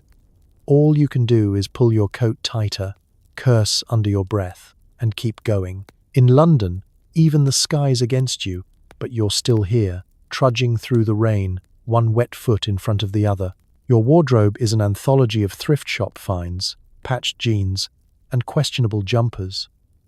The look is anti-establishment chic, mostly because you can't afford anything else. There's a lot to be said for making do, and nowhere is this more apparent than in the heroin chic squat scene of 1970s London. Forget catwalks or glossy magazines. Your personal style is curated from whatever you find in the bottom of a charity shop bin or whatever a departing flatmate leaves behind. Every morning is a sartorial adventure, one where the only rule is, if it's dry, doesn't itch much, and doesn't reek of last week's curry, you're wearing it. Let's start with the basics. Jeans. Yours are faded, shredded, and patched so many times you've forgotten what color they started out. Each rip and hasty stitch is a historical artifact, evidence of last winter's slip on the pub steps, the unfortunate encounter with a rusty bike chain, and that one ambitious night trying to scale a fence in Camden. These jeans are less clothing, more autobiography. Somewhere in the pockets, you'll find old Rizzler papers, 3p in change, and a mystery stain that's been following you since 1975. Jumpers are a staple. Some are so misshapen that even the mice use them for nesting. There's the lucky one, a knitted horror show of orange and brown that looks like it was made by someone who hates you but wants you to stay warm. You wear it anyway, because it's the thickest thing you own, and, in the depths of a London winter, style is a distant second to survival. Layering is an art. 2 t-shirts under a shirt, jumper on top, a jacket that's technically vintage, meaning it was probably designed for someone's granddad, and, if you're feeling fancy, a scarf that may or may not be clean. Shoes are the weak link in the chain. New trainers are a fantasy. Instead, you rotate between scuffed boots with the soles flapping, loafers that are 2 sizes too small, and an ancient pair of plimsolls that dissolve on contact with puddles. You become adept at dodging rain, hopping over puddles, and taping up holes with whatever comes to hand. Gaffer tape, plasters, or, on one memorable occasion, chewing gum. Accessories are strictly DIY. Belts are repurposed lengths of rope. Hats, if you own one, double as impromptu begging bowls or storage devices for loose tobacco. Jewelry is a safety pin through the ear, a plastic bead necklace from a jumble sale, or that mysterious bangle you woke up wearing after a particularly adventurous squat party. Sunglasses are for hangovers and hiding from your reflection in shop windows. Of course, none of this happens in a vacuum. Your look becomes part of your identity, the first line of defense against judgment and the police. Anti-establishment chic means blending into a crowd of fellow rebels, artists, dropouts, and misfits, each trying to outdo the other in layers, rips, and creative stains. If you're lucky, someone compliments your style. If not, You just hope they don't comment on the smell. Laundry is an occasional event, usually triggered by an infestation or a particularly pungent communal complaint. Clothes are washed in the bathtub, strung up over radiators, or simply left out in the rain in the hope that London's legendary drizzle will count as a rinse cycle. Ironing is for people with jobs and aspirations. You're just hoping for passably clean. Yet, despite all this, there's a strange kind of pride. You and your friends swap shirts, customize jackets with band patches, and embroider messages onto your jeans, slogans, song lyrics, inside jokes. It's a way to claim something of yourself, even when everything else is falling apart. You wear your poverty like armor, daring the world to notice you, and, in the same breath, daring it to look away. In the end, you're not dressing for fashion. You're dressing for survival, for solidarity, and sometimes for a laugh. Because in the wild world of 1970s London, looking good while falling apart is an act of defiance, and sometimes that's the only statement you need. The only constant in your life is music, the Clash, Bowie, and the sound of a neighbor learning the saxophone very, very badly. Every song is a memory. Every memory a mixtape you can't turn off. Let's be honest. In 1970s London, music isn't just a hobby. It's a lifeline. Whether you're crouched in the corner of a smoky squat, trudging through the rain on your way to the off-license, or half awake in A&E, there's always a melody threading its way through the background. Sometimes it's coming from a battered radio with a bent antenna. Sometimes from the cheap headphones you found on the bus. And sometimes, unfortunately, from next door, where someone's idea of jazz improvisation is indistinguishable from the sound of two cats wrestling inside a metal bin. Records are precious in your world. Even the most battered, scratched, or warped vinyl gets treated like treasure. Each one comes with a story, rescued from a jumble sale, swapped for cigarettes, or discovered in a skip, and meticulously cleaned with the corner of your only clean t-shirt. You stack them next to the mattress. A tiny shrine to sanity. London Calling, Ziggy Stardust, Never Mind the Bollocks, a few Motown compilations, and that one obscure folk album someone insists is life-changing if you listen to it on the right combination of substances. Every morning begins with the ritual of music. Someone, usually Buzz, because he claims the stereo is his, puts on a record before the kettle's even boiled. The opening chords are a signal that the day has started, whether you're ready for it or not. Some days, it's all pounding punk, trying to drum up the energy to face another round of scavenging and hustling. Other mornings demand something softer, a bit of Bowie for the blues, or old reggae to remind you there's a world outside of drizzle and mouldy bread. It's not all good, of course. The squat is home to a wild cacophony of noise. You've got Spanner practicing drums on a plastic bucket, Rowe humming along to Leonard Cohen on cassette, and next door's aspiring saxophonist delivering a daily concert best described as avant-garde plumbing disaster. Every window rattles with sound, sometimes music, sometimes arguments, sometimes the plaintive howl of the dog who lives 2 floors down and sings along to ABBA. You don't always love it, but it's company of a sort. Music is how you measure time. The Clash means it's nearly lunchtime. Bowie means it's too late to leave the flat if you want to avoid the dealer. And the Sex Pistols mean it's time to pretend you're braver than you feel. Your favorite songs are emotional time capsules. The track that was playing the day you moved in, the tape that got you through your worst withdrawal, the LP you and your mates danced to the night someone finally came back from the hospital. Sometimes, when everything else is chaos, you find a kind of peace in the music. A cheap pair of headphones, a warm blanket, and Al Green on repeat. Suddenly, you're somewhere else. Somewhere safe. Somewhere hopeful. It's not much, but it's enough to keep going. Even the noise is strangely comforting.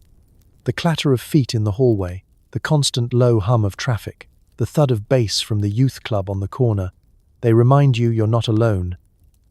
even when you feel like a ghost drifting through the city.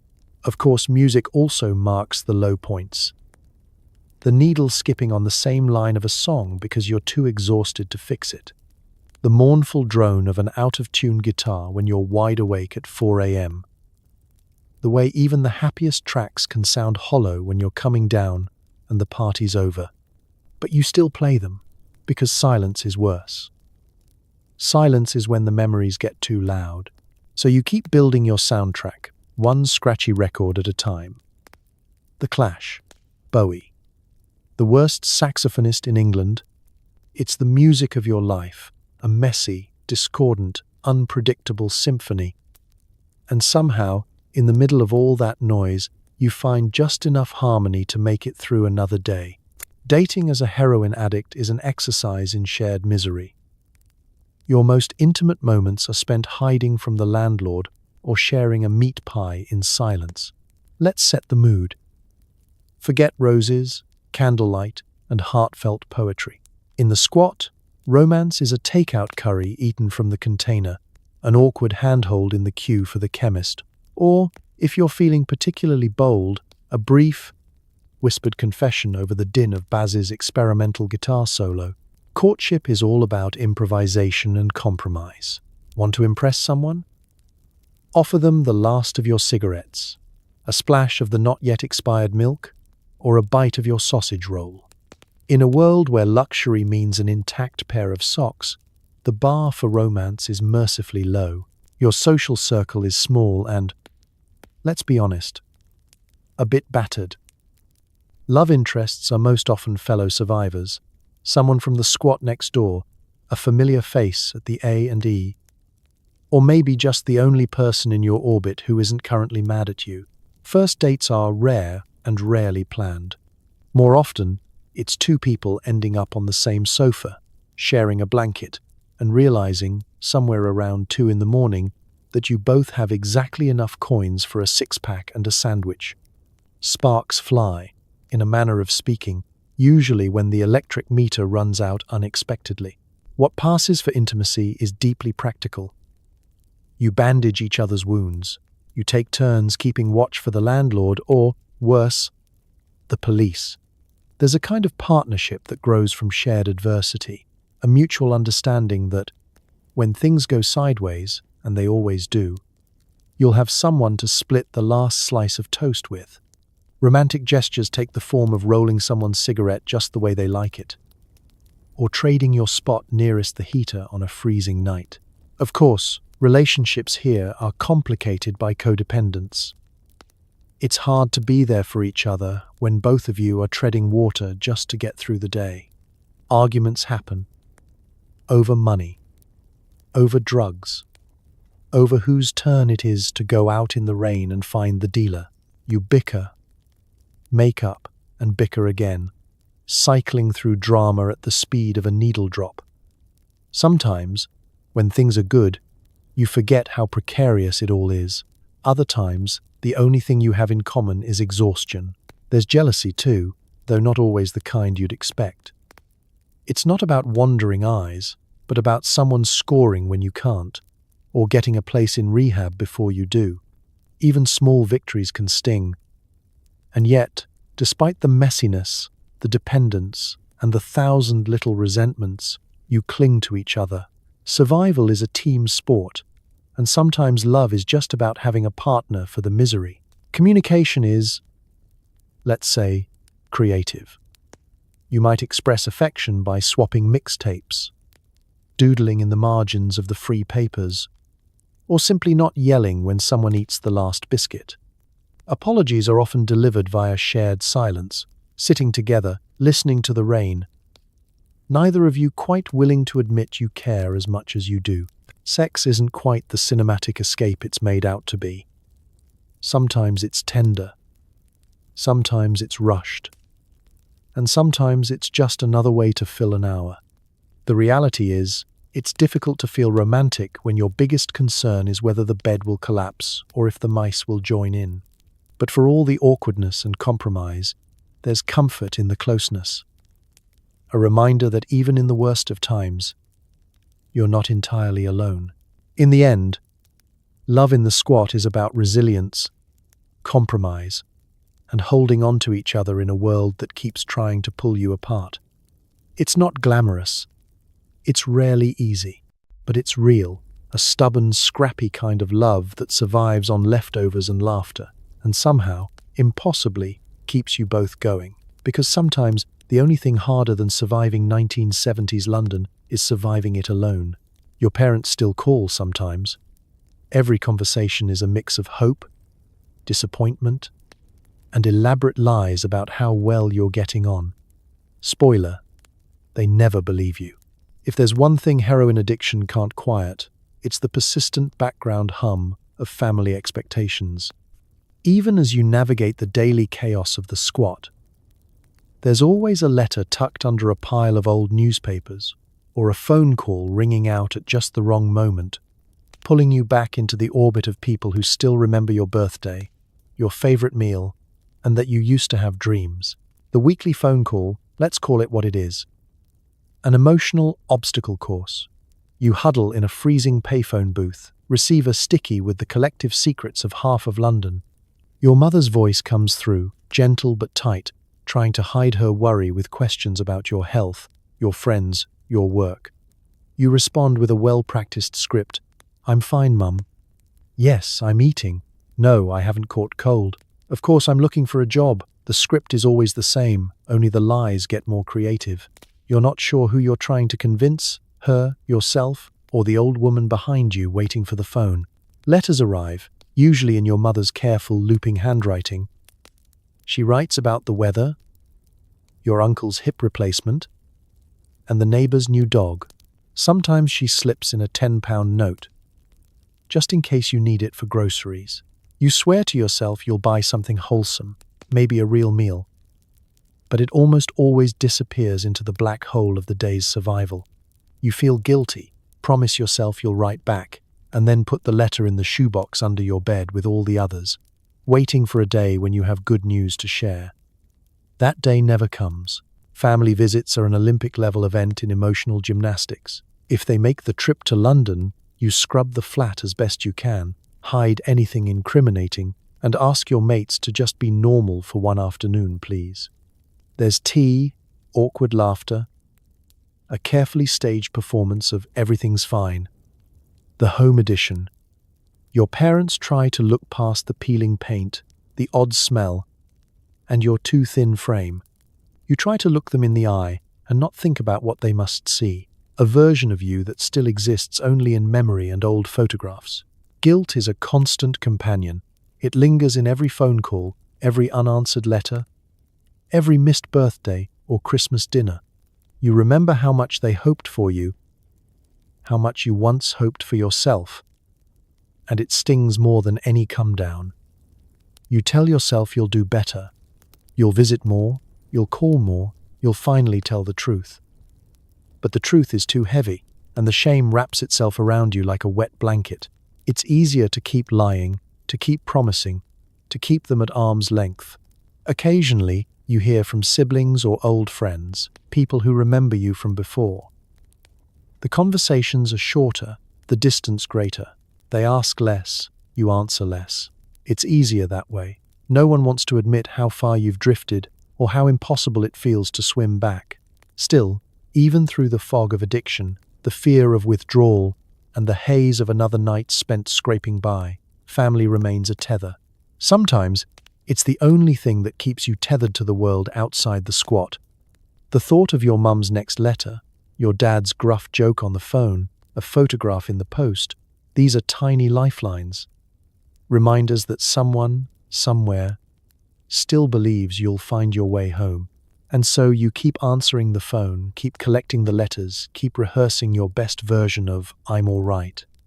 Because no matter how far gone you feel, there's a stubborn hope, yours and theirs, that maybe, just maybe, things will turn out okay, even if they never quite believe you and you never quite believe yourself. Rehab sounds promising until you realize it's just like your squat, but with more rules and fewer cigarettes.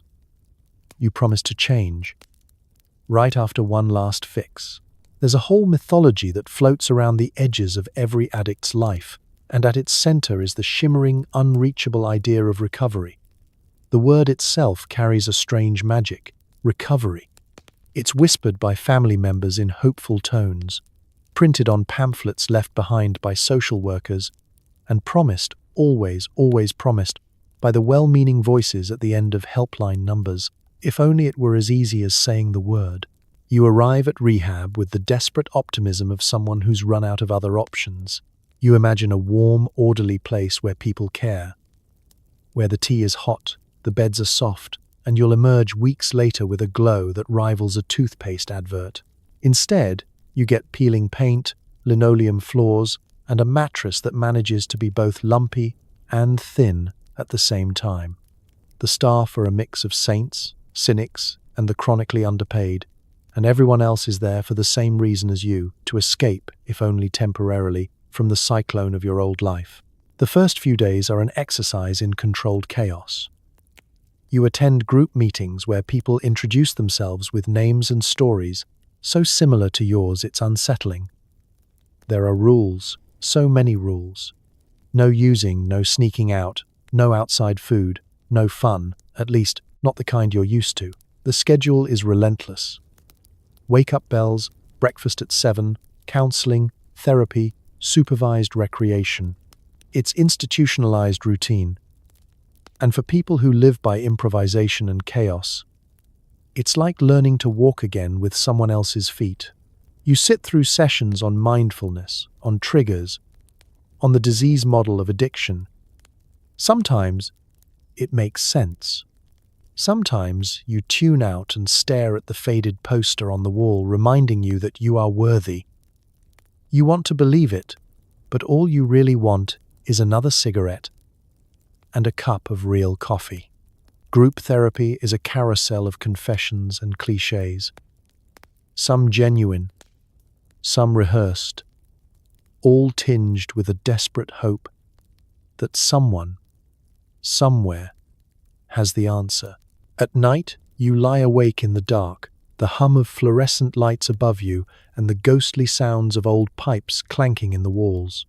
You listen to the coughing, the whispered plans, the familiar shuffling of restless feet.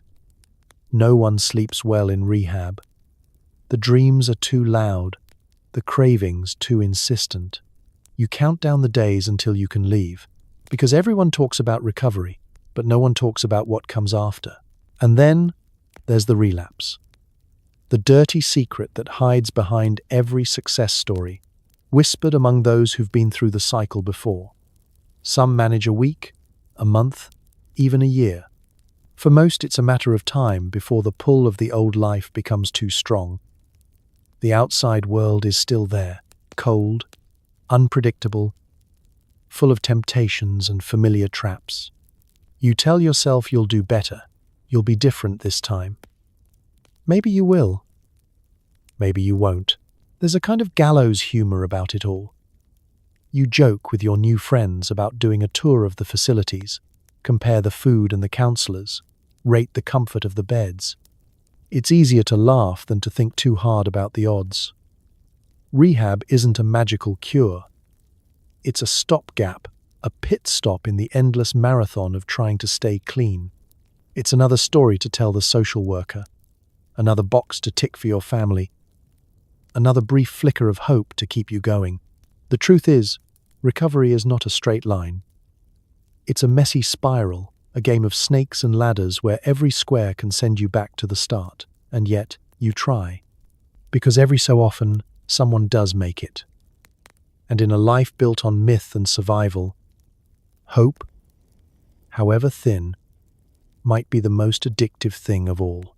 Shoplifting, petty theft, creative accounting, your criminal resume is growing faster than your actual career prospects. Sometimes you even feel guilty. Sometimes. Let's face it. In the shadowy underbelly of 1970s London, survival is less about making a living and more about not being caught. Necessity is the mother of invention, and when you're out of money, out of options, and out of patience, crime starts to look less like a moral failing and more like an item on your to-do list. You didn't plan on being a part-time criminal. It just sort of happened, the way a leaky roof turns a drip into a flood. Your first shoplifting attempt is usually nerve-wracking. Maybe it's a tin of beans, a loaf of bread, or, if you're feeling especially bold, a packet of cigarettes tucked into your coat sleeve. You rehearse your nonchalance as you stroll down the aisle, heart thudding in your chest, eyes flicking between the product, the door, and the blank-faced attendant. Sometimes you get away with it. Sometimes you get caught, and then it's a lecture, a warning, or, if you're unlucky, a trip to the local police station. Don't do it again, they say, as if the prospect of going hungry isn't enough incentive. Petty theft becomes second nature. An unattended wallet at the pub, a forgotten bag on a bus, a crate of milk bottles on a doorstep at dawn. You rationalize. It's not personal, it's just survival. You're not some criminal mastermind. More of an opportunist, guided by desperation and a well-honed sense for what can be grabbed quickly and unnoticed. The flat is a museum of ill-gotten gains, half a radio, a lamp with no bulb, a mysterious set of car keys that no one dares try. Creative accounting takes many forms. Maybe you fudge your way through benefits paperwork, inventing a cousin who needs extra support. Maybe you forget to mention certain income streams or invent job searches you never intend to pursue. There's a whole unofficial curriculum to gaming the system, learned from friends, flatmates, and that one guy who swears he got 2 years of free utilities before anyone noticed. But crime, for all its adrenaline and necessity, comes with a cost. There's always a risk: the sharp-eyed shopkeeper, the undercover cop, the nosy neighbor who takes too much interest in your comings and goings. You develop an instinct for danger, a sixth sense that tingles whenever you're about to push your luck too far. Sometimes you feel bad, truly bad, especially when you swipe from someone who seems worse off than you. Sometimes you tell yourself you'll pay it back. When things get better, when you're back on your feet, when London finally stops raining, guilt is a slippery companion. It creeps in late at night, when you're counting your change or staring at the spoils of your latest heist. Maybe it's the memory of your mum telling you to always do the right thing. Maybe it's the kid behind the shop counter, too new to the job to notice the missing biscuits. Maybe it's the realization that the line between surviving and sinking is thinner than a corner shop receipt. Still, you keep going, because what else can you do? The city's not built for people on the margins. The system isn't set up to catch you when you fall, it's designed to let you keep falling, quietly and out of sight. You look for little victories, small scores that keep you afloat. Sometimes, you even share what you take, just to ease the weight of it all. Crime and punishment go hand in hand. You get caught, you pay. Sometimes it's a slap on the wrist. Sometimes it's a night in the cells. Sometimes it's just a stern look and a warning you file away with all the others. And sometimes, miraculously, you slip through the cracks, unnoticed, unpunished, alive for one more day. So you walk the line, careful and reckless in equal measure, doing what you must to break even. Because in this corner of London, survival isn't about following the rules. It's about bending them until they almost, but not quite, break. Every creek is a raid, every stranger is an undercover cop, and every bad trip is confirmation that the universe is out to get you. Spoiler, sometimes it is. Living as a heroin addict in 1970s London means you're always carrying two invisible weights: the constant pressure of survival and the creeping dread that something, anything, could go wrong at any moment. You become a finely tuned instrument for detecting danger, a human antenna picking up frequencies no one else seems to hear. Normal people hear footsteps in the hallway and think, "Oh, someone's home." You hear footsteps and assume Scotland Yard has finally decided they've had enough of your shenanigans.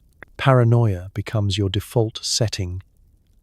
Doors sound louder. Floorboards groan more ominously, and even the kettle's whistle feels accusatory. You start closing curtains even on cloudy days, which is nearly all of them. You unplug the radio just in case it's bugged. You rehearse excuses for crimes you haven't committed yet. Every passing police siren feels like it's meant for you personally.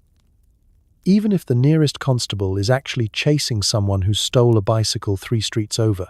In the squat, paranoia spreads like mold. Slowly at first, then suddenly everywhere. Spanner insists the landlord is watching the building through binoculars. Rose swears she saw someone in a trench coat lurking outside the corner shop. Not unusual in London, but she's convinced this one knew her name. Baz starts mumbling about coded messages hidden in the classified ads. Even the mice seem jumpier, scurrying with what looks suspiciously like urgency. The whole place becomes a pressure cooker of suspicion, where trust is just a rumor, and everyone is one raised eyebrow away from a full-blown conspiracy theory. Then come the superstitions, the little rituals you invent to wrestle back some illusion of control. Maybe you only use a certain lighter, the lucky one, even though it barely sparks. Maybe you tap the front door twice before stepping out to reset the day. Some people swear by wearing the same jumper for every score mission, even if it smells like it's been left in a flooded basement. Others place coins under their mattress for protection, which doesn't work but makes them feel marginally safer. And then there's the urban folklore. Stories whispered at 2 in the morning in a smoke-filled flat, each one half warning, half entertainment. You hear about the guy who used the wrong batch and thought he was being hunted by giant spiders, or the girl who swore her reflection blinked at her, or the infamous bad hit of 75 that supposedly had half of Camden convinced the Thames was speaking to them. These tales are cautionary markers on the map of your world, lessons learned the hard way by someone else, but fully capable of happening to you. The bad trips, when they come, are brutal. Shadows stretch wrong, sounds distort, and the world tilts just enough to make you question the floor beneath your feet. In your fragile state, every movement becomes meaningful. The draft under the door is someone breathing. The dripping tap is Morse code. The flicker of the lamp is a sign of what? You're not sure, but nothing good. Even your own heartbeat feels like it's plotting against you, thudding too loudly, too irregularly, as if it's trying to give you away. What makes it worse is that sometimes the paranoia is justified. Dealers do vanish, police do knock, flats do get raided, friends betray each other for small amounts of cash or drugs, or because someone got the wrong idea when the electricity meter ran out mid-sentence. In a world held together with lies, duct tape, and rapidly fraying nerves, you learn that occasionally, yes, the universe really might be out to get you, and yet, somehow, you keep going. You laugh about it later, nervously, with the others.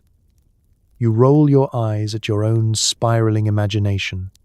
You pretend you weren't genuinely convinced the postman was part of a surveillance operation. You chalk it up to stress, to sleep deprivation, to that dodgy cup of tea you stole from the hospital vending machine.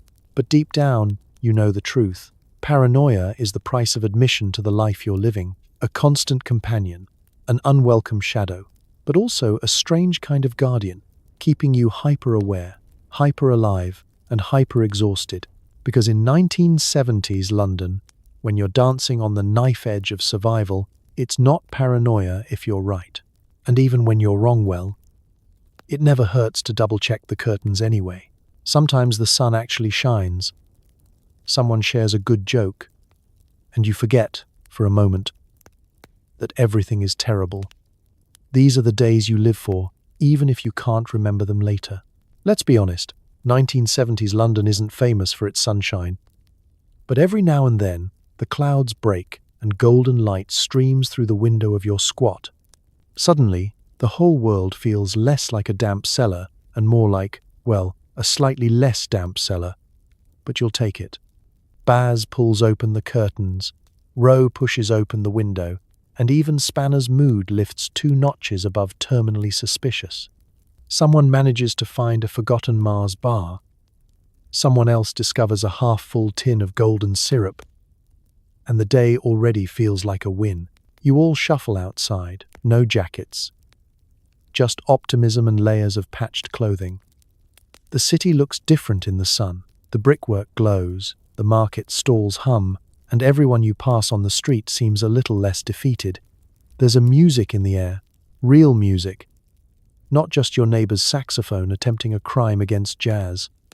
The city smells of fish and chips, bus exhaust, and faint hope. The council estate even looks, for an hour or two, like it could be a place where something good might actually happen. On these rare good days, you do things you never manage on the dark, cold ones. You take your tea outside, passing around the one unbroken mug like a sacred chalice. You sit on the stoop and swap stories, exaggerated, half true, and genuinely funny. Someone tells the one about the landlord who mistook a mouse for a miniature dog, or about Spanner's disastrous attempt to make soup out of pickled onions and digestives. Even Roe, queen of existential gloom, cracks a smile and draws a sun on the concrete with the stub of blue chalk she's been saving for a special occasion. Food tastes better, music sounds brighter, and for a little while, the gnawing tension in your gut actually disappears. The ache in your bones is replaced by a lighter feeling, something like hope, or at least a decent imitation. Maybe you treat yourselves to chips from the chippy, or maybe you just feast on sunlight and banter. But either way, it feels like enough. It's easier to forget, on these days, how close the next crisis always is. You laugh, you joke, you tease each other about love lives that don't exist and ambitions that probably won't ever happen. Plans get made. Let's bus down to Brighton. Let's have a barbecue on the roof. Everyone knows these plans will dissolve by morning, but for the afternoon they're real. You talk about music, about childhood, about a future that almost seems possible in the warm light. Sometimes, you remember what it felt like to have dreams, to believe in them, to believe in yourself. There's a moment, always brief, when you start to wonder if maybe, just maybe, things could turn around. The lottery ticket tucked in the pocket of your patched jeans feels lucky. The world outside your bubble seems inviting instead of threatening. You imagine writing to your mum, getting a job, kicking the habit, being the sort of person who buys bread and milk instead of Rizzlers and sugar cubes. For a single golden hour, it almost seems within reach.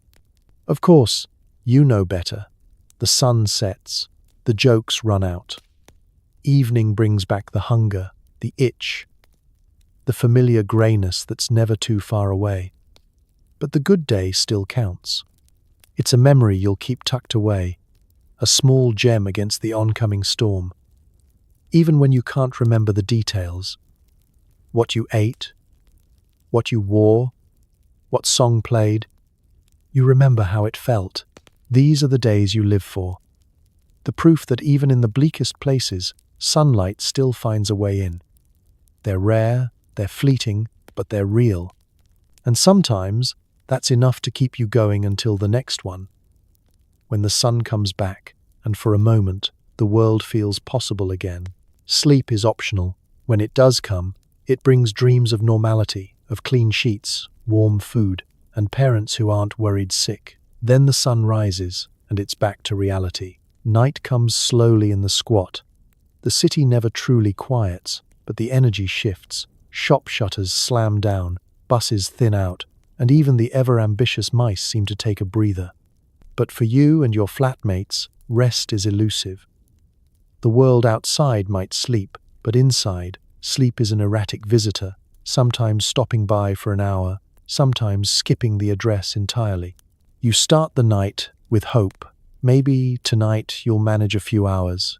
You pull a scratchy blanket over your knees, nestle into the mattress, which, incidentally, still smells like a damp church pew, and try to clear your mind. The room is dark, except for the streetlight bleeding through the curtains, painting weird patterns on the wall. You listen to Baz snoring on the sofa and Spanner muttering to himself in the kitchen. Someone's left the tap dripping. The sound a metronome for your restless thoughts. Insomnia isn't just not sleeping, it's a marathon of discomfort and unwanted memories.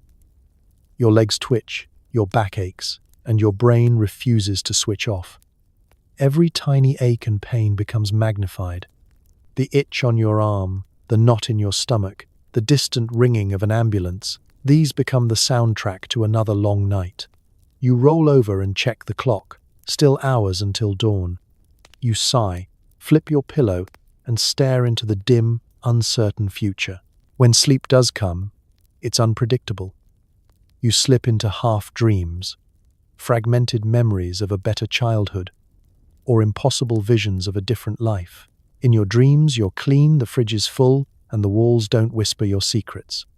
Sometimes you're back home with your parents, eating roast chicken on a Sunday, or lying in a sun-drenched park without a care in the world.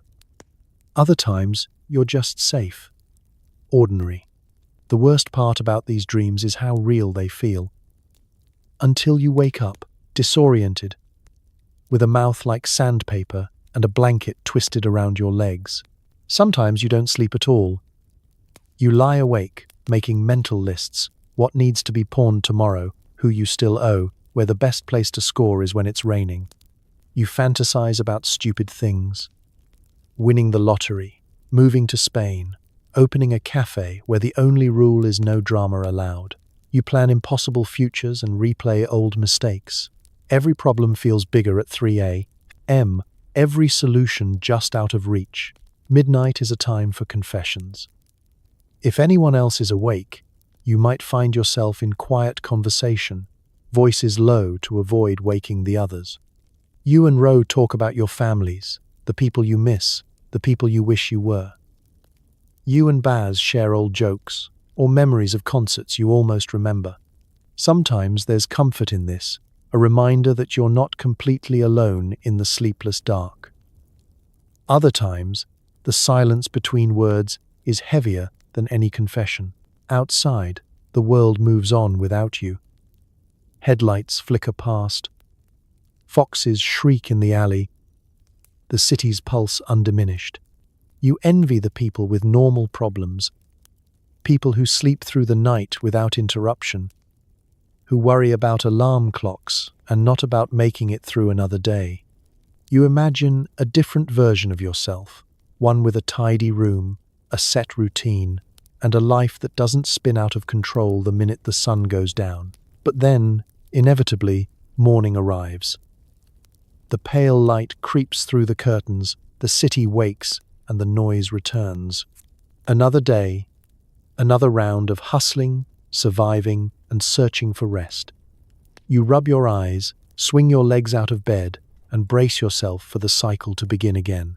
Because in 1970s London, sleep is a luxury, dreams are currency, and the only guarantee is that morning always comes, whether you're ready or not. The future is a rumor. You make plans, break them, and promise yourself things will be different next week. But for now, it's just you, the city, and another terrifying day. In the life of a heroin addict in 1970s London, tomorrow is both a threat and a hope. It's the blurry horizon you stare at through a haze of exhaustion, caffeine, and whatever you manage to score today. You tell yourself stories about tomorrow, stories of change, of clean slates, of turning it all around. Maybe you'll get clean, maybe you'll go home, maybe you'll call your mum back, or finally take up that proper job someone's always nagging you about. The possibilities float in your mind as you stare out the cracked window. City lights twinkling with an optimism you almost believe. But the truth is, tomorrow is a moving target. You spend so much time surviving the now that the idea of real change feels distant, almost impossible. Each morning begins with the best intentions. Today's the day I'll eat a real breakfast, make it to the job center, call the housing office, or just take a long walk that isn't about finding money or a dealer.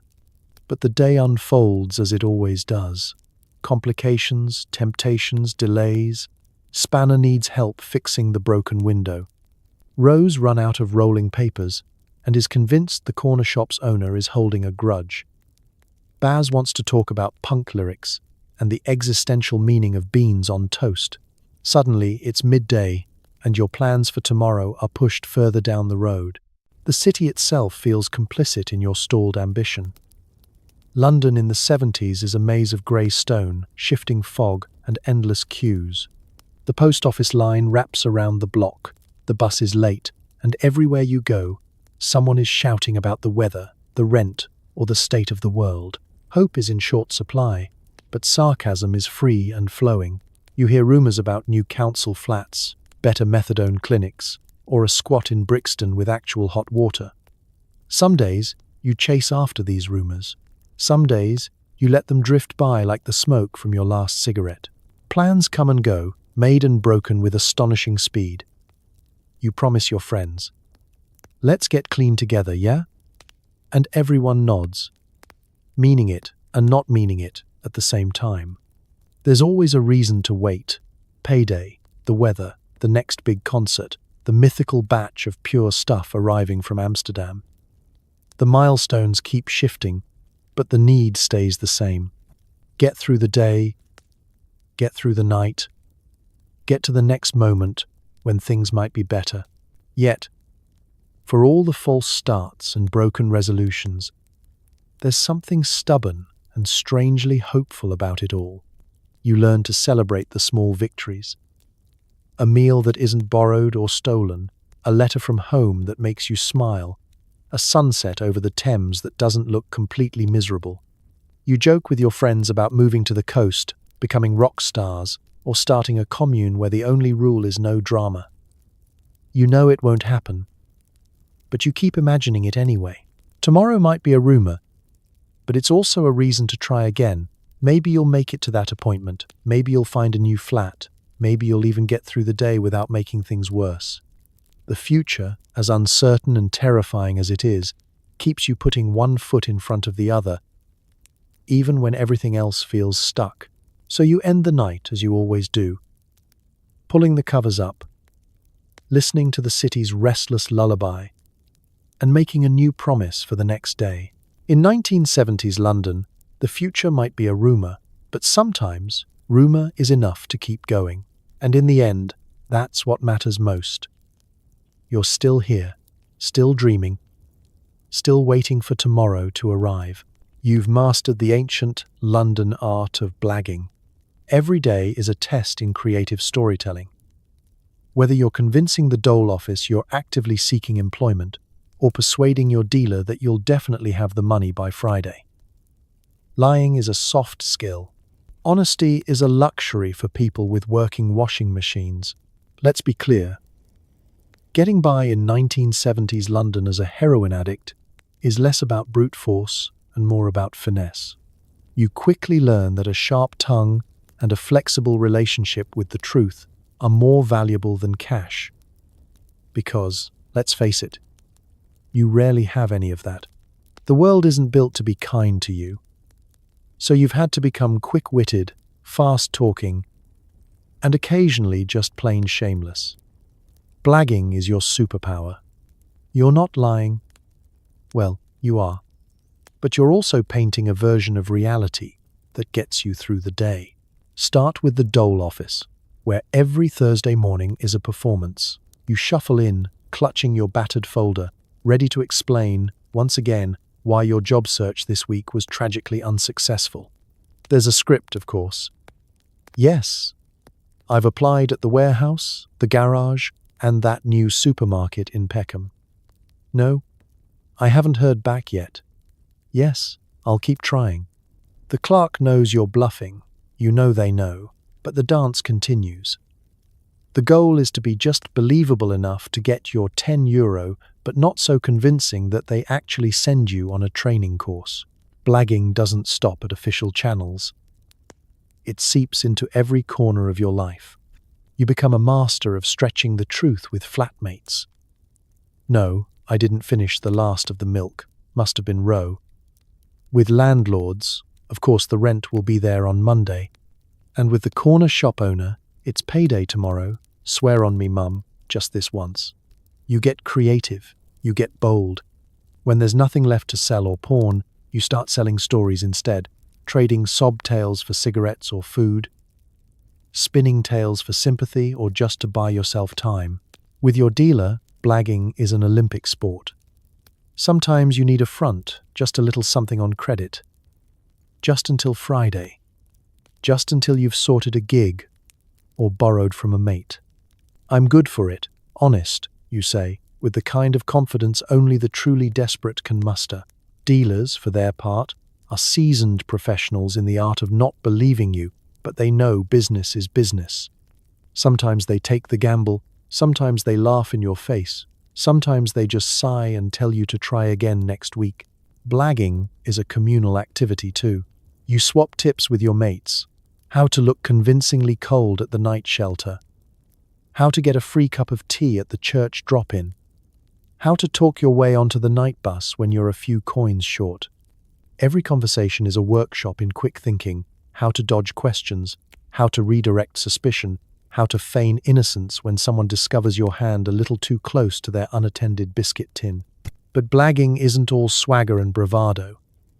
Sometimes it's a survival mechanism, a way to protect yourself from shame, from hunger, from the reality that the world isn't set up for people like you. The lies start small and grow, harmless fibs about your day, your prospects, your intentions. Over time, the line between fiction and truth blurs, and you become the story you're telling just to get through the week. You're not just blagging others, you're blagging yourself, convincing yourself that the next scheme, the next borrowed tenner, the next big plan really will be different. And yes, sometimes the lies catch up with you. The dole office finally calls your bluff. The landlord loses patience. The corner shop cuts you off. When that happens, you pivot, adapt, and craft a new story. Because in this world, honesty may be noble, but blagging is what keeps you afloat. In the end, you tell yourself that everyone blags a little. Some just do it in nicer clothes. So you wake up tomorrow, sharpen your wits, and step back into the world, ready to tell the next story that will carry you through another impossible day in 1970s London. Some nights you remember everything. Most, you remember nothing, except waking up on a night bus at the end of the line. A stranger's scarf draped over you like a participation trophy for surviving. No matter how well you plan, your body has a habit of relocating itself, occasionally to the sound of a ticket inspector yelling. Blackouts aren't glamorous, cinematic moments. They're not dramatic fades to black or poetic lapses in memory. They're jump cuts, where the last thing you remember is standing outside the pub in Soho and the next. You're blinking up at the fluorescent lights in a Peckham bus depot, your head pressed against a seat that's seen too many tragedies.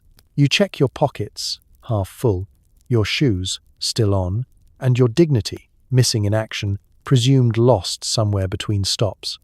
You've never been so relieved to have a stranger's scarf keeping you warm, even if it smells like a dog's bad dream. Night buses are their own universe, a kind of moving purgatory for the city's lost and wandering souls. There's a comforting anonymity to them. Shift workers, runaways, party casualties, and you, the accidental traveller. You learn to recognize the cast of regulars. The night driver with a mug of tea wedged by the dashboard. The old woman who seems to ride every route. The couple making up or breaking up in the back row. The occasional person singing quietly to themselves, one eye on the door. Sometimes you swap stories with a fellow insomniac. Sometimes you just stare out the window, letting the blur of streetlights and rain carry you somewhere safer than your own mind. The bus isn't always where you end up, of course. Sometimes you wake in more creative locations, a stranger's sofa, a stairwell, the lobby of a council estate, or sprawled across a park bench under the dubious shelter of an Evening Standard. Your body has a knack for finding the least comfortable place possible to pass out. Hard tiles, sticky floors, the occasional patch of relatively soft grass, each one a stark reminder that you don't quite belong anywhere. You piece together the night from clues. A ticket stub in your pocket, an unexplained bruise, a sandwich wrapper, and the distant memory of laughter, shouting, or the echo of a friend's voice as everything went sideways. When you come to, the first feeling is always confusion. Where am I? How did I get here? Whose shoes are these? You do a mental check. Wallet? Intact, if light. Phone? Well, it's the 70s, so no worries there. Keys? Please. Let them still be there, and the ever-present ache in your bones. Your teeth taste like old coins. Your head pounds with a beat that could soundtrack a punk single. The city outside is waking up. The world moving on as if nothing has happened. And maybe, for most people, nothing has. But for you, the lost hours feel like both a blessing and a curse. Getting back to the squat is its own adventure. You're an unintentional tourist in your own city, piecing together bus routes, side streets, and the occasional favor from a friendly cabbie. Sometimes you laugh about it, swapping blackout stories with your mates. Remember when Bars woke up in Ealing wearing a traffic cone? Or when Ro found herself at a wedding in Walthamstow? The stories are badges of survival, proof that even if you can't control your life, you can at least find humor in its unpredictability. But beneath the jokes is a quieter fear. What if next time you don't wake up in a safe place? What if you run out of luck, or kindness, or bus fare? The city is both a safety net and a trap, holding you in place while never quite letting you rest. So you learn to tie your shoes tighter, keep your coat zipped, and carry a spare bus token if you can swing it. Still, no matter how many random places you wake up, you always end up back where you started, searching for comfort, for meaning, for a night you'll actually remember. Because in this life, sometimes the best you can hope for is a scarf that isn't yours, a story you survived, and a new morning to piece together what you lost the night before. There's a code among addicts. Don't steal from your mates, don't grass to the police, and always share your last cigarette. Of course, these rules are broken daily, but for a few sacred minutes, everyone pretends they're living by them. Trust is measured in lighters, secrets, and whose turn it is to sweep the needles under the sofa. Even in the chaotic underworld of 1970s London, where chaos is the norm and every day feels like a spin of the roulette wheel, a strange sort of order emerges. This isn't the law of the land, it's the law of the squat. The rules whispered at 3 a.m. over shared tea and divided spoils. Forget parliament and police codes. Out here, it's the unspoken rules that keep the peace, sort of. The first rule, and arguably the most important, don't steal from your own. There's an understanding, shaky as it is, that you can hustle the world but not your mates. It's a pact sealed over years of shared misery, nights sleeping back to back on freezing floors, and long afternoons spent pooling coins for a takeaway. You can take from the shop, you can nick from the post office, but cross the line in your own flat and you're out. Of course, temptation is a tricky thing. When someone's desperate enough, even this rule wobbles, but the shame and fallout are usually enough to set things right, or at least reset the uneasy balance. Second, never grass. No matter how much the police threaten, cajole, or dangle incentives, the only thing worse than withdrawal is being known as a grass. Loyalty here isn't about grand gestures, it's about silence. No names, no stories, no turning in a mate, even if it means spending a night in the cells yourself. The system isn't built to protect you, so you learn to protect each other, if only to make sure there's someone left to watch your back when things get ugly. Sharing is another pillar of the code. If you've got a cigarette, you split it. If you've got food, everyone gets a bite, no matter how small. In a world where resources are always running out, hoarding is the fastest way to lose friends. It's not altruism, it's insurance. You give today, you get tomorrow. And the rare times someone actually scores a windfall, a big payout, a fresh batch, or an unexpected parcel from home, there's a party of sorts. Music plays, stories are told, and for a little while, the flat feels almost like home. Trust is a delicate currency. It isn't given lightly and can be lost with one careless word or greedy grab. There's an unspoken ranking who can be relied on in a pinch, who'll hold your stash if the police come, who always seems to have a lighter but never any matches. You know your friends' secrets, their hiding places, their strengths, and their breaking points, and they know yours. Sometimes, trust means covering for someone when the landlord knocks. Sometimes, it means keeping an eye on someone going through a bad withdrawal, even when you'd rather just sleep. But rules are, inevitably, made to be broken. There are betrayals, small and large. Someone takes a tenner from the shared jar and swears it was for milk. Someone finishes the last of the tea and blames it on Spanner, who's asleep and can't defend himself. And yet, the anger rarely lasts. Maybe it's because everyone knows they could be next. Or maybe it's because forgiveness in this world is easier than holding a grudge.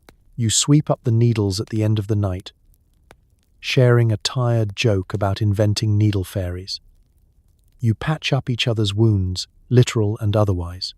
The code may not be written down, but it lives in these small moments. A shared cigarette, a well-timed distraction, a silence kept. It's not a perfect system, and it wouldn't win any awards for ethics, but it's what lets you survive together, day after impossible day.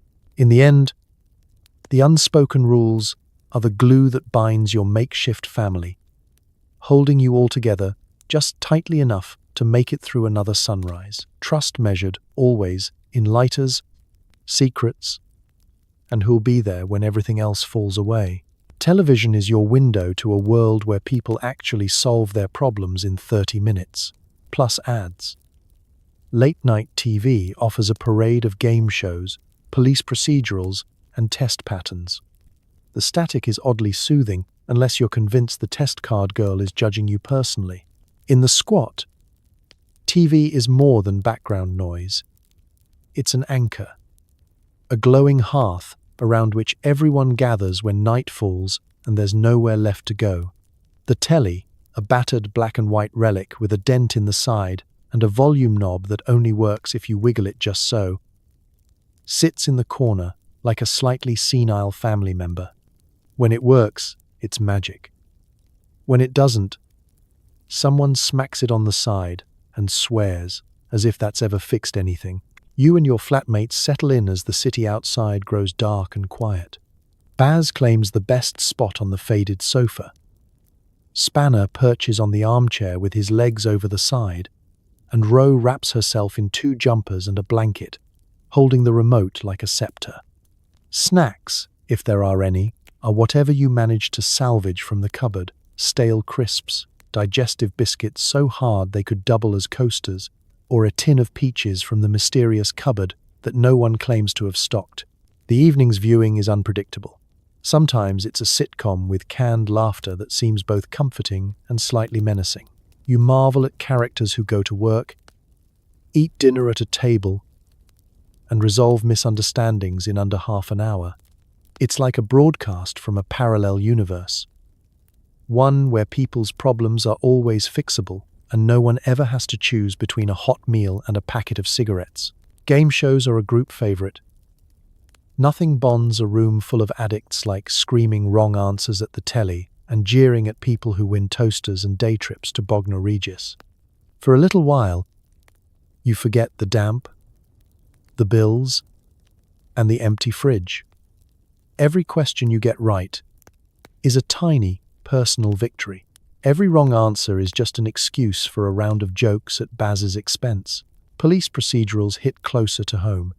You can't help but snicker when the detectives on TV are clever, dedicated, and always get their man.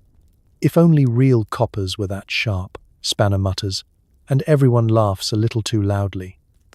The stories wrap up neatly, the villains always confess, and justice is served with commercial breaks. It's the kind of tidy ending that never happens in your world. Then comes the late-night test pattern, the test card girl, a constant, unnerving presence with her chalkboard and that eerie clown doll. She sits there, staring out of the screen, her smile never changing. Some nights, she's a comfort, a signal that the world is still ticking along, even if nothing's happening. Other nights, you're certain she's passing judgment, tallying up your sins and broadcasting your secrets in Morse code through the static. When there's nothing left to watch, you let the static play out. The hiss and hum become a lullaby, white noise that fills the flat and drowns out the restless thoughts that breed in the dark. You watch the colored bars blur and merge, making up stories about what you'd do if you could step through the screen and into that tidy pastel world. Would you be the hero, the joker, the one who gets the happy ending, or just an extra, quietly going about your business while someone else gets the close-up? TV nights are more than just escapism. They're communal, an excuse to laugh together, argue about plot holes, or invent elaborate backstories for minor characters. They're a way to pretend for an hour or two that you're just ordinary people with ordinary lives. And even when the set finally fizzles out, the static lingers, soothing and judgmental all at once. Because sometimes, the only thing keeping the darkness at bay is the faint glow of a screen, a chorus of canned laughter, and the hope that maybe, somewhere out there, life really is as simple as it looks on TV.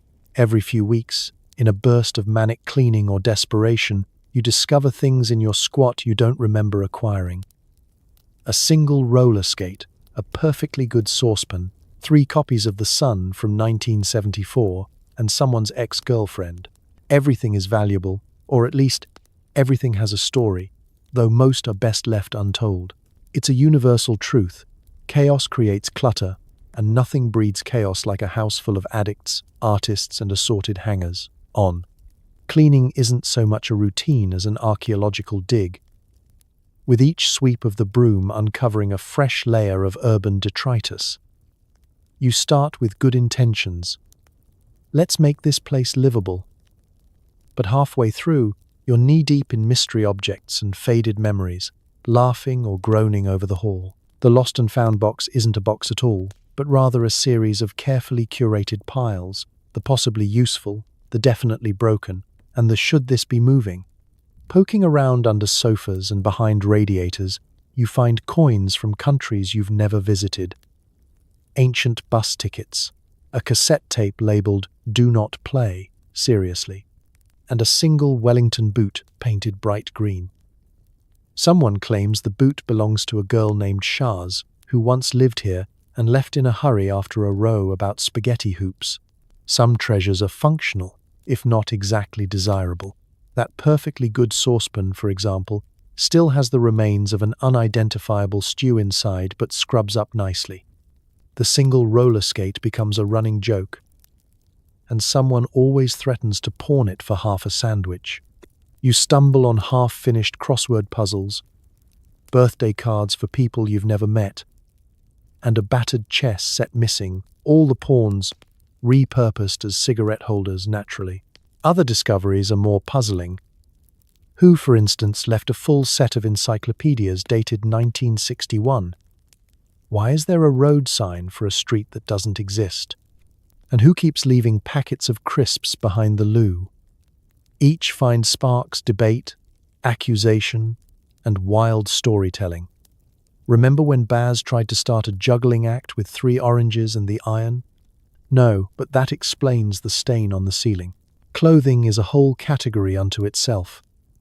You find shirts that fit no one, an impressive collection of odd socks, scarves that breed in the night, and at least one pair of trousers with suspicious burn marks.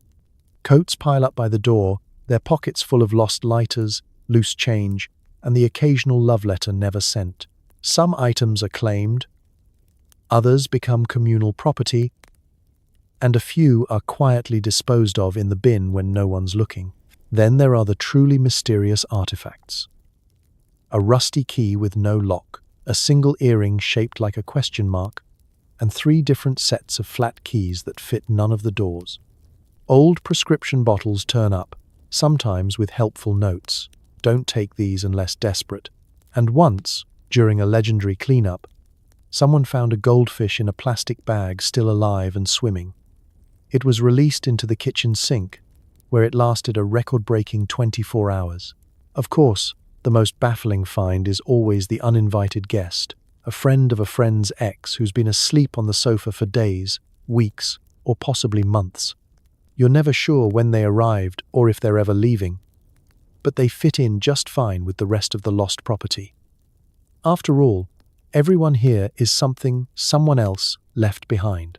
In the end, the lost and found isn't just a collection of things, it's the physical memory of your shared chaos, your collective resourcefulness, and your refusal to throw anything away just in case it might come in handy one day. Every strange object is a talisman, a joke, or a secret, testimony to the strange alchemy of survival. And who knows, next time you go digging, you might just find the thing you didn't know you needed all along, a lighter, a memory, or maybe just a reason to laugh on another impossible day in 1970s London. So tonight, as you close your eyes and drift into the gentle embrace of your clean sheets, take a moment to appreciate the weird, wild resilience of those who survived the darker corners of history, even if their corner was actually a drafty London squat with questionable plumbing and a suspiciously sticky carpet. You've spent the night wandering through rain-soaked alleyways, dodgy bus rides, broken promises, and the kind of breakfast that would make even a cockroach reconsider its life choices. You've braved the unpredictable NHS, the ever-watchful eye of the law, and the sort of flatmates who come with more baggage than an entire airport carousel. And through it all, you kept going. One blog, one desperate laugh, one cold morning at a time.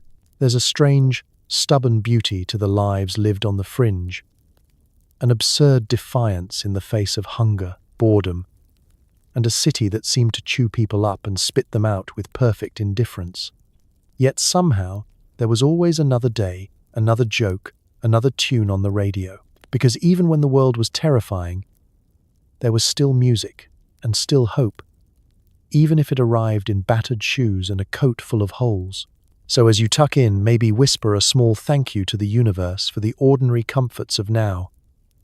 Warmth, food, a lock on the door, and the freedom to dream of better things. Remember that history is filled with survivors, messy, stubborn, sometimes ridiculous, but always human. Sleep well, knowing that you are not alone. The city quiets, the stories pause, and tomorrow will come bright and unbroken, with no need to chase anything at all. Good night.